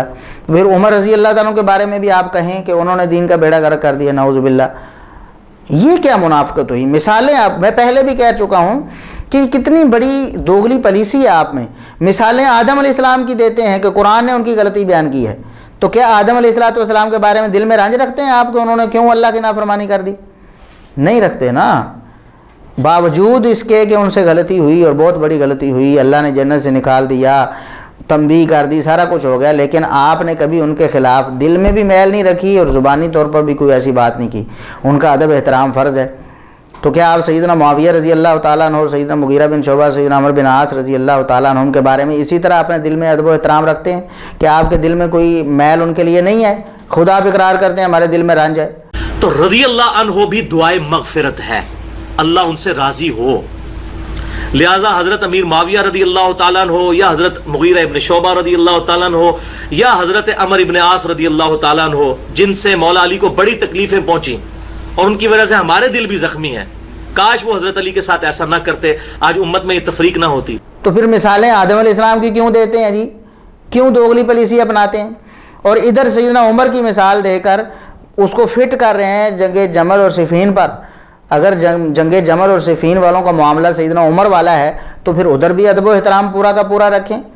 پھر ان کے بارے میں وہ کہتے ہیں میری زبان نہ کھلواؤ، نعوذ باللہ۔ انہوں نے کہا جی حضرت معاویہ کی شان میں بھی کوئی حدیث بیان کریں، تو انہوں نے پہلے میرے لیے گل کی تھی کہ یار میری زبان بند رہنے دو۔ آپ کو خدا کا خوف نہیں آتا؟ کس طرح آپ لوگوں کو گمراہ کر رہے ہیں۔ انشاءاللہ آپ لوگ، آپ کی ان ساری جو مغالطہ بازیاں ہیں ان سے نکل رہے ہیں اللہ کے فضل و کرم سے۔ ایک اور شیطانی وسوسہ جو مرزا صاحب آپ دیتے ہیں، وہ حدیث صحیح بخاری و مسلم میں، صحیح بخاری میں 6788 نمبر اور صحیح مسلم میں 4410 نمبر روایت آپ پیش کرتے ہیں کہ نبی علیہ السلام کو ایک فاطمہ نامی عورت کی چوری کا مقدمہ پیش ہوا اور سفارش کی گئی، تو اس سے یہ بات پتہ چلی کہ دین اسٹیبلش کرنے میں یہ نہیں دیکھنا کہ فاطمہ کون ہے، جنتی عورتوں کی سردار ہے، اور نبی علیہ السلام فرما رہے ہیں کہ یہ غلطی اگر کوئی بھی کرے تو اس کی پکڑ ہوگی، تو پکڑ پھر کسی کی بھی ہو سکتی ہے۔ اس سے بات پتہ چلی کہ دین اسٹیبلش کرنے میں آپ نے یہ نہیں دیکھنا فاطمہ کون ہے، جنتی عورتوں کی سردار ہے، بخاری مسلم میں حدیث ہے، اور نبی علیہ السلام فرما رہے ہیں اگر یہ بھی غلطی کرے اس کی بھی پکڑ ہوگی، تو پھر پکڑ کسی کی بھی ہو سکتی ہے۔ ان ٹاپکس کو ڈسکس کرتے ہوئے بعض اوقات شیطان آپ کو وسوسہ دلائے گا، میں اب یہی لفظ استعمال کرتا ہوں، برا نہ کہو، گالی نہ دو، اس کا مطلب کچھ اور ہے، غلطی ہائی لائٹ کرنا نہیں۔ بتانا یہ چاہتے ہیں مرزا صاحب کہ اگر نبی کریم صلی اللہ علیہ وسلم فرماتے ہیں اگر میری بیٹی فاطمہ چوری کرتی تو اس کا ہاتھ بھی کاٹ دیا جاتا، تو یہ چونکہ سب کے لیے قانون برابر ہے، چونکہ ہاتھ کاٹنا سب کے لیے برابر تھا، اگر نبی کریم صلی اللہ علیہ وسلم کی بیٹی بھی چوری کرتی اس کا ہاتھ بھی کاٹا جاتا، تو اگر بعد والوں پر تان کیا جاتا ہے کسی غلطی سے تو صحابہ کرام پر بھی ہونا چاہیے تان۔ یہی دلیل بناتے ہیں نا آپ، اور یہ کہتے ہیں کہ یہ شیطانی وسوسہ ہے اہل سنت کے دماغ میں کہ صحابہ کرام کی غلطی جو ہے نا اس طرح اس کو ڈسکس نہیں کرنا اور اس پر تبصرے نہیں کرنے، تو جب نبی کریم صلی اللہ علیہ وسلم فرما رہے ہیں کہ میری بیٹی بھی چوری کرے تو اس کا ہاتھ بھی کاٹا جائے، چلو جی آپ کی بات مان لیتے ہیں۔ اس حدیث سے اگر یہ ثابت ہوتا ہے کہ سیدنا معاویہ رضی اللہ تعالیٰ عنہ سے اگر کوئی اجتہادی غلطی ہو تو ان سے کہا جائے کہ انہوں نے دین کا بیڑا غرق کر دیا، دین برباد کر دیا، انہوں نے، ہمارے دل میں رنج ہے جی ان کے بارے میں، اگر یہ کہنا درست ہے تو یہی حدیث جو سیدہ فاطمہ رضی اللہ تعالیٰ عنہ کے بارے میں ہے، نبی کریم صلی اللہ علیہ وسلم نے فرمایا اگر چوری کرتی تو ہاتھ کاٹ دیا جاتا، تو اگر وہ حدیث سن کر ناراض ہو جائیں تو پھر آپ کیا کریں گے؟ یہ حدیث تو سب سے پہلے آپ کو سیدہ فاطمہ رضی اللہ تعالیٰ عنہ پر ہی فٹ کرنا ہوگی نا۔ صحیح بخاری اور صحیح مسلم سے ہم پیش کر چکے ہیں کہ سیدہ فاطمہ رضی اللہ تعالیٰ عنہ نے سیدنا ابوبکر صدیق رضی اللہ تعالیٰ عنہ سے نبی کریم صلی اللہ علیہ وسلم کی وراثت کا مطالبہ کیا۔ سیدنا ابوبکر صدیق رضی اللہ تعالیٰ عنہ نے آگے سے حدیث سنائی، بخاری و مسلم میں یہ واقعہ بڑی تفصیل کے ساتھ موجود ہے، دیگر کتابوں میں بھی موجود ہے کہ انا لا نورث ما ترکنا صدقہ، نبی کریم صلی اللہ علیہ وسلم فرما کر گئے ہیں کہ ہمارا چھوڑا ہوا، انبیاء کا چھوڑا ہوا مال صدقہ ہوتا ہے، وہ وارثوں کی وراثت نہیں بنتا۔ اب حدیث سنائی سیدنا ابوبکر صدیق رضی اللہ تعالیٰ عنہ نے لیکن سیدہ فاطمہ رضی اللہ تعالیٰ عنہ انسانی تقاضے کی بنا پر ناراض ہو گئی، حدیث سننے کے باوجود بھی ناراض ہوگی رضی اللہ تعالیٰ عنہ۔ ہم بھی ان سے راضی ہیں، اللہ بھی راضی ہے، ہمیں کوئی حق نہیں کہ ہم اس معاملے میں کہیں جی کیوں ناراض ہو گئی جی، دین کا بیڑا غرق کر دیا جی، ایک پورا گروہ کھڑا ہو گیا جو اس وراثت کے معاملے کو لے کر تا قیامت ابو بکر و عمر کو گالیاں دیتا ہے، نعوذ باللہ۔ ہم یہ نہیں کہتے، کیوں کہیں ہم؟ یہی بات آپ سے ہم کہہ رہے ہیں کہ اگر سیدہ فاطمہ رضی اللہ تعالیٰ عنہ کی یہ حدیث کہ فاطمہ اگر چوری کرتی تو ان کا ہاتھ بھی کاٹ دیا جاتا، اگر یہ دلیل ہے صحابہ کرام پر زبان درازی کرنے کی کہ غلطی جس نے بھی کی، آپ تو کہتے ہیں کہ بعد والے جو چھوٹے مجرم ہیں صحابہ بڑے مجرم ہیں، نبی کریم صلی اللہ علیہ وسلم کے دور میں جنہوں نے حدیثیں خود سنی اور بعد میں ان کی مخالفت کر دی تو یہ بڑے مجرم ہیں، آپ یہ کہتے ہیں نا؟ بلکہ اگر آپ مجھ سے پوچھیں نا تو جس نے نبی کی صحبت کی ہوئی ہے اس کا جرم بڑا ہے، اس کو آپ بینیفٹ آف ڈاؤٹ نہیں دے سکتے۔ آج کے دور تک تو دین بھی کئی واسطوں سے لوگوں کے پاس، جو کوئی شیعہ تھا وہ شیعہ کے گھر دین اور طرح پہنچا، سنیوں کا اور طرح پہنچا، تو ان کو بینیفٹ آف ڈاؤٹ پھر بھی مل سکتا ہے اگر آپ کمپیئر کریں، اس زمانے میں لوگوں کو نہیں دیا جا سکتا۔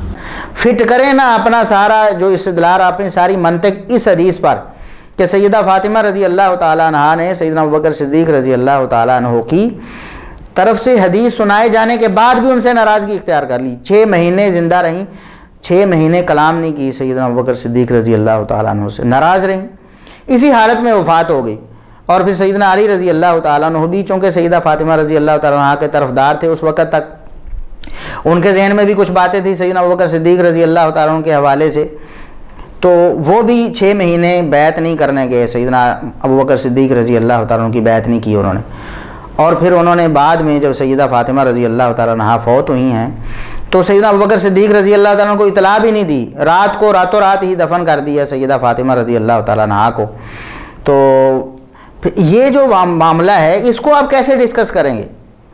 اگر سیدنا معاویہ رضی اللہ تعالیٰ عنہ سے کوئی غلطی اجتہاداً ہوئی ہے اس کو تو آپ کہتے ہیں دین کا بیڑا غرق ہو گیا، اور ہم کیوں نہ بولیں جی، آپ کہتے ہیں ہم کیوں نہ بولیں جی، تو یہاں بولو نا جی، سیدہ فاطمہ رضی اللہ تعالیٰ کے خلاف آپ کیا بولیں گے؟ بنے نا پورے ناسبی بھی بن جائیں، آپ رافضی تو بن رہے ہیں، آپ اللہ تبارک و تعالیٰ آپ کو ہدایت دے، آپ ناسبی بھی بن جائیں، پورا پھر دوغلی پلیسی چھوڑ دینا۔ یہ کیا طریقہ ہوا کہ غلطی اہل بیت سے ہو تو آپ بیان ہی نہ کریں؟ یہی تو بات نبی کریم صلی اللہ علیہ وسلم نے فرمائی تھی کہ یہ تو بے انصافی ہے نا، یہ تو نا انصافی ہے، معاشرے ایسے نہیں چلتے ہوتے کہ اگر آپ کا پسندیدہ کوئی بندہ چوری کرے تو آپ اس کا ہاتھ نہ کاٹیں، یہی بنا تھا نا نبی کریم صلی اللہ علیہ وسلم نے فرمایا تھا۔ تو آپ اہل بیت کا دم، ہم بھی اہل بیت کے محب ہیں الحمدللہ اور سچے محب ہیں، آپ کو بتا رہے ہیں کہ آپ اہل بیت کرتے ہیں نا، اہل بیت سے محبت کا دم بھرتے ہیں، ان کی غلطی آتی تو آپ چپ کر جاتے ہیں، ان کے بارے میں ایسی کوئی بات منفی کمنٹس نہیں کرتے جو سیدنا معاویہ رضی اللہ تعالیٰ اور دیگر کے بارے میں کرتے ہیں۔ کیوں؟ اگر یہی حدیث آپ کی دلیل ہے کہ فاطمہ بنت محمد چوری کرتی تو ان کا ہاتھ کاٹا جاتا، لہٰذا صحابہ کرام غلطی کریں گے تو ان کو بھی برا بلا کہا جائے گا، ان کے خلاف بھی زبان چلائی جائے گی، تو اگر چلانی ہے تو پھر اچھی طرح چلائیں نا، آپ پھر ویسے ہی فارغ ہو جائیں، اہل سنت کا جو نام تھوڑا بہت ہے وہ بھی چھوڑ دیں، رافضی بھی بن جائیں، ناسبی بھی بن جائیں، رافضی تو بن رہے ہیں، ناسبی بھی بن جائیں۔ آپ کہیں کہ سیدہ فاطمہ رضی اللہ تعالیٰ عنہ نے نعوذ باللہ استغفر اللہ حدیث سن کر جناب ناراض ہو گئیں، یہ کون سا طریقہ ہے جی؟ اور پھر آپ کہیں کہ سب سے پہلے جو حدیث سن کر ناراض ہونے کا جو معاملہ ہے وہ سیدہ فاطمہ رضی اللہ تعالیٰ عنہ نے شروع کیا، نعوذ باللہ۔ جب آپ کہیں گے کہ سیدنا معاویہ رضی اللہ تعالیٰ عنہ نے سب سے پہلے غلط تعویل کی ابتدا کی، جھوٹ کی بنا پر آپ کہیں گے تو پھر کوئی ناسبی اٹھے گا نا ظالم، وہ یہی بات آپ کے منہ پہ مارے گا اور آپ کو علم الکلام اور فقی کا جواب دے گا کہ سیدہ فاطمہ رضی اللہ تعالیٰ عنہ نے سب سے پہلے حدیث سن کر ناراض ہونے کی سنت جاری کی۔ پھر آپ کیا جواب دیں گے؟ سوائے اس کے آپ کے پاس کوئی جواب نہیں ہے کہ رضی اللہ تعالیٰ عنہ، جب اللہ ان سے راضی ہو گیا ہم بھی راضی ہو گئے، ہمیں کوئی حق نہیں کہ سیدہ عائشہ رضی اللہ تعالیٰ عنہ کے خلاف، سیدہ فاطمہ رضی اللہ تعالیٰ عنہ کے خلاف، سیدنا علی رضی اللہ تعالیٰ عنہ کے خلاف، سیدنا عباس رضی اللہ تعالیٰ عنہ کے خلاف اور کسی بھی صحابی کے خلاف ہم زبان درازی کریں؟ ہم ان سے راضی ہیں، جو بھی ان سے ہوا انسان ہونے کے ناطے اللہ تبارک و تعالیٰ نے ان کو معاف کر دیا، رضی اللہ عنہم ورضوا عنہ۔ اور ہم تو صحابی، اہل سنت و صحابی کی تعریف ہی یہ کرتے ہیں کہ جس شخص نے نبی کریم صلی اللہ علیہ وسلم کی زیارت ایمان کی حالت میں کی ہو وہ مات علی الایمان، اور ایمان کی حالت میں ہی اس کی موت ہو گئی ہو، جس کی موت ایمان کی حالت میں ہو اس پر اس طرح کی باتیں کرتے ہیں کہ ہمارے دل میں میل ہے، اس کے لیے ہمارے دل میں رنج ہے۔ آج کوئی شخص اگر ہمارے نزدیک نشانیاں معلوم ہو رہی ہوں، کلمہ پڑھتا ہوا فوت ہو جائے، موحد توحید پرست ہو، سنت کا عامل ہو، تو اس کے بارے میں بھی ہم کہتے ہیں کہ جو کلمہ پڑھتا مریا جی، اس کے بارے میں ہمارے دل میں جو باتیں ہوتی ہیں وہ بھی نکل جاتی ہیں، زندگی میں جو اس نے غلطیاں کی ہوتی ہیں صریحاً وہ بھی نکل جاتی ہیں، اور صحابہ کرام کی جو اجتہادی غلطیاں ہیں ان کو لے کر آپ ان کے بارے میں دل میں رنج آج بھی رکھے ہوئے ہیں، جبکہ امت کا اجماعی فیصلہ ہے کہ وما علی الایمان، سیدنا معاویہ رضی اللہ تعالیٰ عنہ اور دیگر سب صحابہ کرام اہل بیت سب ان کی جو وفات ہے وہ ایمان پر ہوئی ہے، تو اس کے بعد بھی آپ کے ناراض رہنے کی اور آپ کے دل میں رنج رکھنے کی اور اس طرح کی باتیں کرنے کی گنجائش ہے کہ انہوں نے دین کا بیڑا غرق کر دیا۔ اگر آپ باتیں ایسی کریں گے تو پھر الزامی طور پر آپ کو لوگ جواب دیں گے نا، پھکی کے طور پر، کہ اگر آپ یہ حدیث پیش کرتے ہیں کہ اگر چور کا ہاتھ کاٹنا ہے تو پھر فاطمہ بنت محمد کا بھی کاٹا جائے گا، تو پھر اگر تان کرنی ہے حدیث کو چھوڑنے پر کسی پر، جس طرح سیدنا معاویہ پر آپ تان کرتے جی حدیث سن کر غلط تعویل کر لی، تو سیدہ فاطمہ رضی اللہ تعالیٰ عنہا پر بھی آپ کو تان کرنی پڑے گی نعوذ باللہ، اور پھر اور گمراہی میں آپ چلے جائیں گے۔ تو اس لیے آپ ساری باتیں چھوڑ دیں، سب صحابہ کرام سب اہل بیت کا ادب اور احترام اپنے دل میں رکھیں، جو ان سے غلطیاں ہوئیں رضی اللہ عنہم ورضوا عنہ ان کو اس طرح ڈسکس نہ کریں کہ ان کے بارے میں منفی تاثرات لوگوں کے دلوں میں جائیں اور آپ کی زبان سے منفی کمنٹس نکلیں۔ پھر آپ نے وہی ہٹ درمی کی بنا پر وہی روایت پیش کر دی کہ جناب 60 سال تک ممبروں پر لعنت ہوتی رہی، 60 سال تک، تو عمر بن عبدالعزیز رحمۃ اللہ علیہ نے آ کر اس بدعت کو ختم کیا۔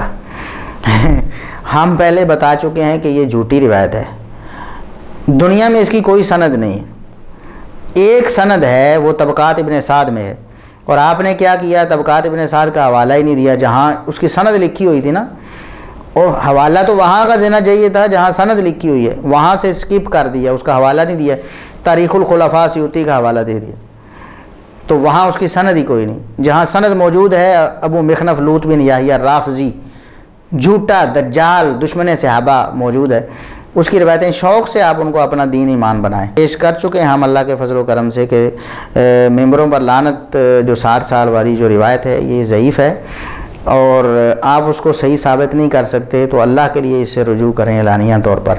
اور تاریخ الخلفاء سے مجھے یہ یاد آیا، آپ لوگوں کو مشورہ دے رہے ہیں کہ تاریخ الخلفاء جو علامہ سیوطی کی ہے اس میں جناب سارے حالات موجود ہیں، علامہ سیوطی رحمۃ اللہ علیہ کی زندگی تک جتنے بھی حکمران آئے سب کے حالات انہوں نے بیان کیے، سیدنا ابوبکر صدیق رضی اللہ تعالیٰ عنہ سے لے کر اپنے دور تک جتنے بھی حکمران تھے سب کے حالات بیان کیے، اور اس کتاب کا نام کیا ہے؟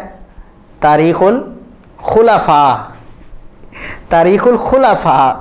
اس کا مطلب مرزا صاحب آپ کو بھی ہوش کرنی چاہیے تھی کہ لوگوں کو آپ کتاب کا نام بتا رہے ہیں اس پر غور ہی نہیں کر رہے۔ تو علامہ سیوطی رحمۃ اللہ علیہ نے بھی سب کو خلفاء کہا، حالانکہ خلافت 30 سال بعد ختم ہو گئی تھی نا، اس کے باوجود بھی بعد میں جو لوگ آئے ہیں حکمران کو خلفاء کہا گیا، تو سیدنا معاویہ رضی اللہ تعالیٰ کو خلیفہ کہنا آپ کو کیوں برا لگتا ہے؟ اور اگر عمر بن عبدالعزیز رحمۃ اللہ علیہ آپ کے نزدیک اچھے خلیفہ ہیں تو معاویہ رضی اللہ تعالیٰ تو بہت اچھے ہونے چاہیے نا، تو آپ کیوں نہیں ان باتوں کو سمجھتے؟ اللہ تبارک و تعالیٰ آپ کو ہدایت نصیب فرمائے۔ اسی طرح ایک روایت مرزا صاحب آپ سنن نسائی سے پیش کرتے ہیں، 3009 نمبر روایت، سیدنا معاویہ رضی اللہ تعالیٰ عنہ کے خلاف کہ انہوں نے جناب تلبیہ پڑھنے سے روک دیا تھا سیدنا علی رضی اللہ تعالیٰ عنہ کے بغض کی وجہ سے، اور یہ آپ کے پاس ایک بڑی اہم دلیل ہے کہ سیدنا معاویہ رضی اللہ تعالیٰ عنہ جو وہ سیدنا علی رضی اللہ تعالیٰ عنہ سے بغض رکھتے تھے۔ تو لوگوں نے بتایا کہ لوگ حضرت معاویہ رضی اللہ تعالیٰ عنہ کے ڈر کی وجہ سے جو ہے وہ تلبیہ بلند نہیں کر رہے، بغض معاویہ کی وجہ سے نہیں، حب معاویہ کی وجہ سے، کیونکہ انہوں نے پابندی لگائی ہے کہ تلبیہ کوئی بلند نہیں کرے گا۔ کیوں لگائی تھی پابندی؟ وہ اگلے الفاظ سن لیں، انہوں نے نبی کی سنت کو علی کے بغض میں چھوڑ دیا۔ ہم آپ کو بتا چکے ہیں بہت عرصہ پہلے کہ یہ روایت ضعیف ہے۔ خالد بن مخلد القطوانی جو اس حدیث کو بیان کرنے والا ہے، اس کی صرف اہل مدینہ سے جو روایات ہیں وہ صحیح ہوتی ہیں، اور ہم الحمدللہ مدلل طور پر اس پر لکھ بھی چکے ہیں۔ یہ ایک مجہول سے بندے نے اعتراض کیا تھا محدث فورم پہ میری کچھ باتوں پر، تو وہاں جواب دیا حافظ محمد بلال صاحب حافظہ اللہ تعالی، ہمارے جو شاگرد ہیں انہوں نے، تو بڑا علمی اور مدلل اور بڑا تفصیلی جواب دیا ہے۔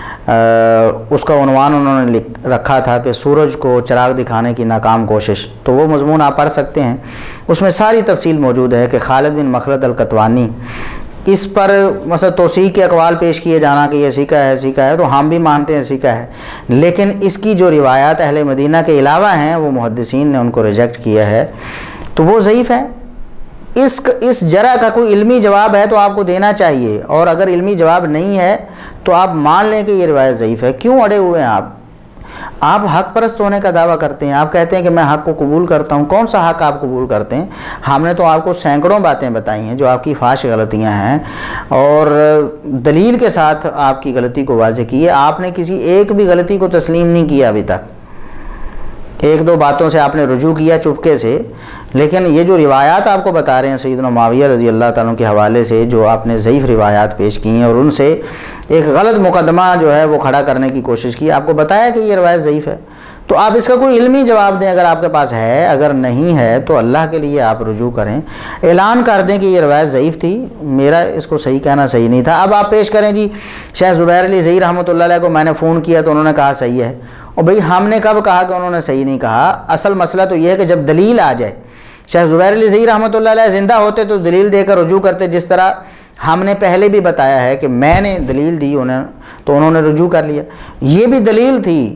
اب وہ اللہ کے پاس چلے گئے ہیں، ان کے پاس رجوع کرنے کا کوئی موقع نہیں، ان کا اجتہادی مسئلہ تھا، اجتہادی طور پر انہوں نے صحیح کہا، اللہ انہیں ایک اجر کم از کم ضرور دے گا اس پر کہ اجتہادی خطا پہ بھی ایک اجر ملتا ہے۔ آپ کے پاس کوئی بہانہ نہیں ہوگا، آپ پر حجت تمام ہو چکی، آپ کو بتایا جا چکا ہے محدثین کے حوالے سے اور اصول حدیث کے حوالے سے کہ اس راوی کی روایتیں صرف اہل مدینہ سے قبول ہیں، پھر بھی آپ ڈٹے ہوئے ہیں اور آپ اڑے ہوئے ہیں۔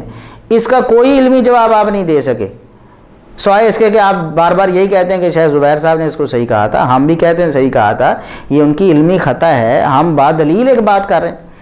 خود آپ کہتے ہیں کہ دلیل کی بات مانی جائے گی، دلیل، اور آپ خود کہتے ہیں کہ میں شیخ زبیر علی زئی رحمۃ اللہ علیہ سے کئی جگہ اختلاف کرتا ہوں، کہا ہے نا آپ نے۔ اگر آپ اختلاف کرتے ہیں کس بنا پر اختلاف کرتے ہیں؟ صرف سیدنا معاویہ رضی اللہ تعالیٰ کے حوالے سے اختلاف کرتے ہیں، جہاں وہ دفاع کریں آپ کہتے ہیں میں اختلاف کرتا ہوں، اور جہاں علمی بات ہوتی ہے ایک علمی دلیل کے ساتھ ہم نے شیخ زبیر علی زئی رحمۃ اللہ علیہ کی خطا کو واضح کیا تو آپ اس کو ماننے کے لیے تیار ہی نہیں، یہ کون سی حق پرستی ہے؟ اور پھر ایک بہت بڑا شیطانی وسوسہ آپ لوگوں کے ذہنوں میں یہ ڈالنے کی کوشش کرتے ہیں کہ آپ تو صحابہ کو کچھ کہتے ہی نہیں ہیں، آپ تو سیدنا معاویہ رضی اللہ تعالیٰ کے بارے میں کوئی بات کرتے ہی نہیں۔ آپ نے اپنے لیکچر میں کہا کہ آل امیہ نے جو کچھ بھی حسن و حسین کے ساتھ کیا اس سے ہمارے دل زخمی ہیں، لیکن ہم خاموشی اختیار کرتے ہیں، یہی سکوت ہے۔ خاندان نبوت کے ساتھ کھڑے ہیں، ہم بجائے ان کی برائیاں بیان کریں اتنی دیر ہم اہل بیت کے فضائل کیوں نہ بیان کریں۔ آل امیہ نے جو کچھ ان کے ساتھ کیا ہمارے دل بھی زخمی ہے، لیکن ہم خاموشی اختیار کرتے ہیں، یہ سکوت ہے۔ خاندان نبوت کے ساتھ کھڑے ہیں، ہم بجائے ان کی برائیاں بیان کریں اتنی دیر ہم اہل بیت کے فضائل کیوں نہ بیان کریں۔ آپ کہتے ہیں کہ جو مخالفین تھے حسن و حسین رضی اللہ تعالیٰ عنہما کے یا اہل بیت کے، تو ہم ان کے حوالے سے خاموشی اختیار کرتے ہیں، ہم تو اتنی دیر جتنی دیر ان کے خلاف بولنا ہونا تو ہم حسن و حسین رضی اللہ تعالیٰ عنہما یا اہل بیت کے فضائل بیان کر دیتے ہیں۔ تو مرزا صاحب یہ تو آپ کی بات اسی طرح ہے جس طرح وہ گاؤں کی عورتیں ہیں، لڑاکی عورتیں ہوتی ہیں، سارا دن لڑتی رہتی ہیں ایک دوسرے کو گالی گلوچ اور برا بھلا کہہ کر، جب تھک جاتی ہے نا شام کو تھک ہار کر کہتی میرا تو صبر ہی ہے۔ بالکل آپ کی وہی صورتحال ہے کہ آپ بول بول کر آپ نے صحابہ کرام کو معاف نہیں کیا، ان کے بارے میں اتنی غلط باتیں آپ نے کی، امت نال کم پایا ہے انہوں نے، یہ کہا نا آپ نے کہا کہ یہ تو بدنیت لوگ تھے، نعوذ باللہ استغفر اللہ، اور تو صحابہ کو آپ نے معاف نہیں کیا، بعد والوں کو آپ نے کیا کرنا تھا، اور اب آپ کہہ رہے ہیں کہ ہم ان کی برائیاں بیان کرنے کی بجائے ہم تو اتنی دیر اہل بیت کے فضائل بیان کریں گے۔ تو بالکل وہی مثال ہوگی نا، آپ تھک ہار کر جب ساری برائیاں کر لیتے ہیں تو بعد میں کہتے ہیں ہم برائیاں کرتے ہی نہیں۔ جب آپ کرتے ہیں تو کھل کے کہیں ہم کرتے ہیں۔ آپ تو صحابہ کرام کو معاف نہیں کرتے، سیدنا عثمان رضی اللہ تعالیٰ کو آپ نے معاف نہیں کیا، جن کو خود آپ نے خلیفہ راشد مانا ہے، ان کی خلافت پر آپ نے تان کر دیا، باقی صحابہ جو ہیں وہ آپ سے کہاں محفوظ ہونے تھے۔ تو اللہ تبارک و تعالیٰ آپ کو ہدایت دے، سارا کچھ کر کے ساری باتیں کر کے آپ پھر بھی یہ بات کہہ دیتے ہیں کہ جی ہم تو کچھ کرتے ہی نہیں۔ یہی حال وہ اسحاق جالوی صاحب کا تھا، وہ بھی ساری باتیں کر کے سیدنا عثمان رضی اللہ تعالیٰ کے خلاف اتنی زیادہ توہین آمیز باتیں انہوں نے کی، اتنے غصے سے کی، آپ سنیں تو حیران رہ جائیں کہ یہ بندہ مسلمان تھا، سیدنا عثمان رضی اللہ عنہ کے بارے میں ایسی باتیں کر رہا ہے، اور یہ مطلب اہل سنت ہونے کا دعویٰ کرتا تھا، یہ اپنے آپ کو کہتا تھا کہ میں رافضی نہیں ہوں۔ تو ایسا شخص ساری باتیں کرنے کے باوجود بعد میں کہتا تھا جی ہم تو کسی کے بارے میں برا بھلا نہیں کہتے جی، ہمارے پاس کیا ہے، ہمارے پاس کوئی اختیار نہیں کسی کو برا بھلا کہنے کا، ہم تو کہتے ہیں جی بس اہل بیت کے فضائل بیان کریں جی، ہم تو بس خلافت کے لیے یہ کر رہے ہیں وہ کر رہے ہیں۔ بالکل وہی حال آپ کا ہے، سارا کچھ کرنے کے بعد آپ کہتے ہیں میں نے کچھ کیا ہی نہیں، ہم نے تو کبھی برائی بیان ہی نہیں کی، ہم برائی بیان کرنے کے بجائے یہ کر دیں ہم وہ کر دیں۔ تو یہ آپ کی ہم کیا کہیں، دوگلی پالیسی کہیں اس کو ہم، یا کوئی اور نام دیں۔ سیدنا معاویہ رضی اللہ تعالیٰ عنہ پر تان کرنے کا یا ان کی توہین یا تنقیص کرنے کا کوئی موقع آپ نے ہاتھ سے نہیں جانے دیا مرزا صاحب۔ جو بات ان کے حق میں جا رہی تھی، جو ان کی فضیلت بن رہی تھی، اس کو بھی گہنا کر ان کے خلاف پیش کرنے کی کوشش کی۔ اس کی مثال ایک صحیح بخاری کی حدیث ہے کہ سیدنا ابن عباس رضی اللہ تعالیٰ عنہما سے کسی نے کہا کہ معاویہ رضی اللہ تعالیٰ عنہ نے ایک وتر پڑھا ہے، تو انہوں نے کہا کہ چھوڑ دیں انہیں، کر صاحب رسول اللہ صلی اللہ علیہ وسلم، وہ رسول اللہ صلی اللہ علیہ وسلم کے ساتھ رہے ہیں، آپ کے صحابی ہیں، انہیں پتہ ہے وہ کیا کر رہے ہیں۔ اور دوسری روایات میں ہے کہ اصابہ، انہوں نے بالکل درست کیا ہے، اصابہ انہوں نے بالکل درست کیا ہے۔ یہ ساری باتیں موجود ہیں روایات میں، اس کے باوجود ایک ضعیف روایت پیش کر کے سیدنا معاویہ رضی اللہ تعالیٰ عنہ کی کردار کشی کرنے کی کوشش کی آپ نے۔ وہ امام طحاوی رحمۃ اللہ علیہ نے ایک روایت ذکر کی ہے، حالانکہ وہ ضعیف روایت ہے اور اس کا ذوف ہم خود واضح نہیں کریں گے، وہ ہم آپ کے نزدیک جو حق کو عالم دین ہیں شیخ زبیر علی زئی رحمۃ اللہ علیہ، ہم انہی کا کلپ چلا دیں گے۔ ان کے بقول یہ توہین ہے سیدنا معاویہ رضی اللہ تعالیٰ عنہ کی۔ اصل میں وہ جو روایت ہے امام طحاوی رحمۃ اللہ علیہ نے جو نقل کی ہے، اس میں الفاظ یہ ہیں کہ استغفر اللہ نعوذ باللہ، سیدنا معاویہ رضی اللہ تعالیٰ عنہ کو سیدنا عبداللہ بن عباس نے گدھا کہا، نعوذ باللہ۔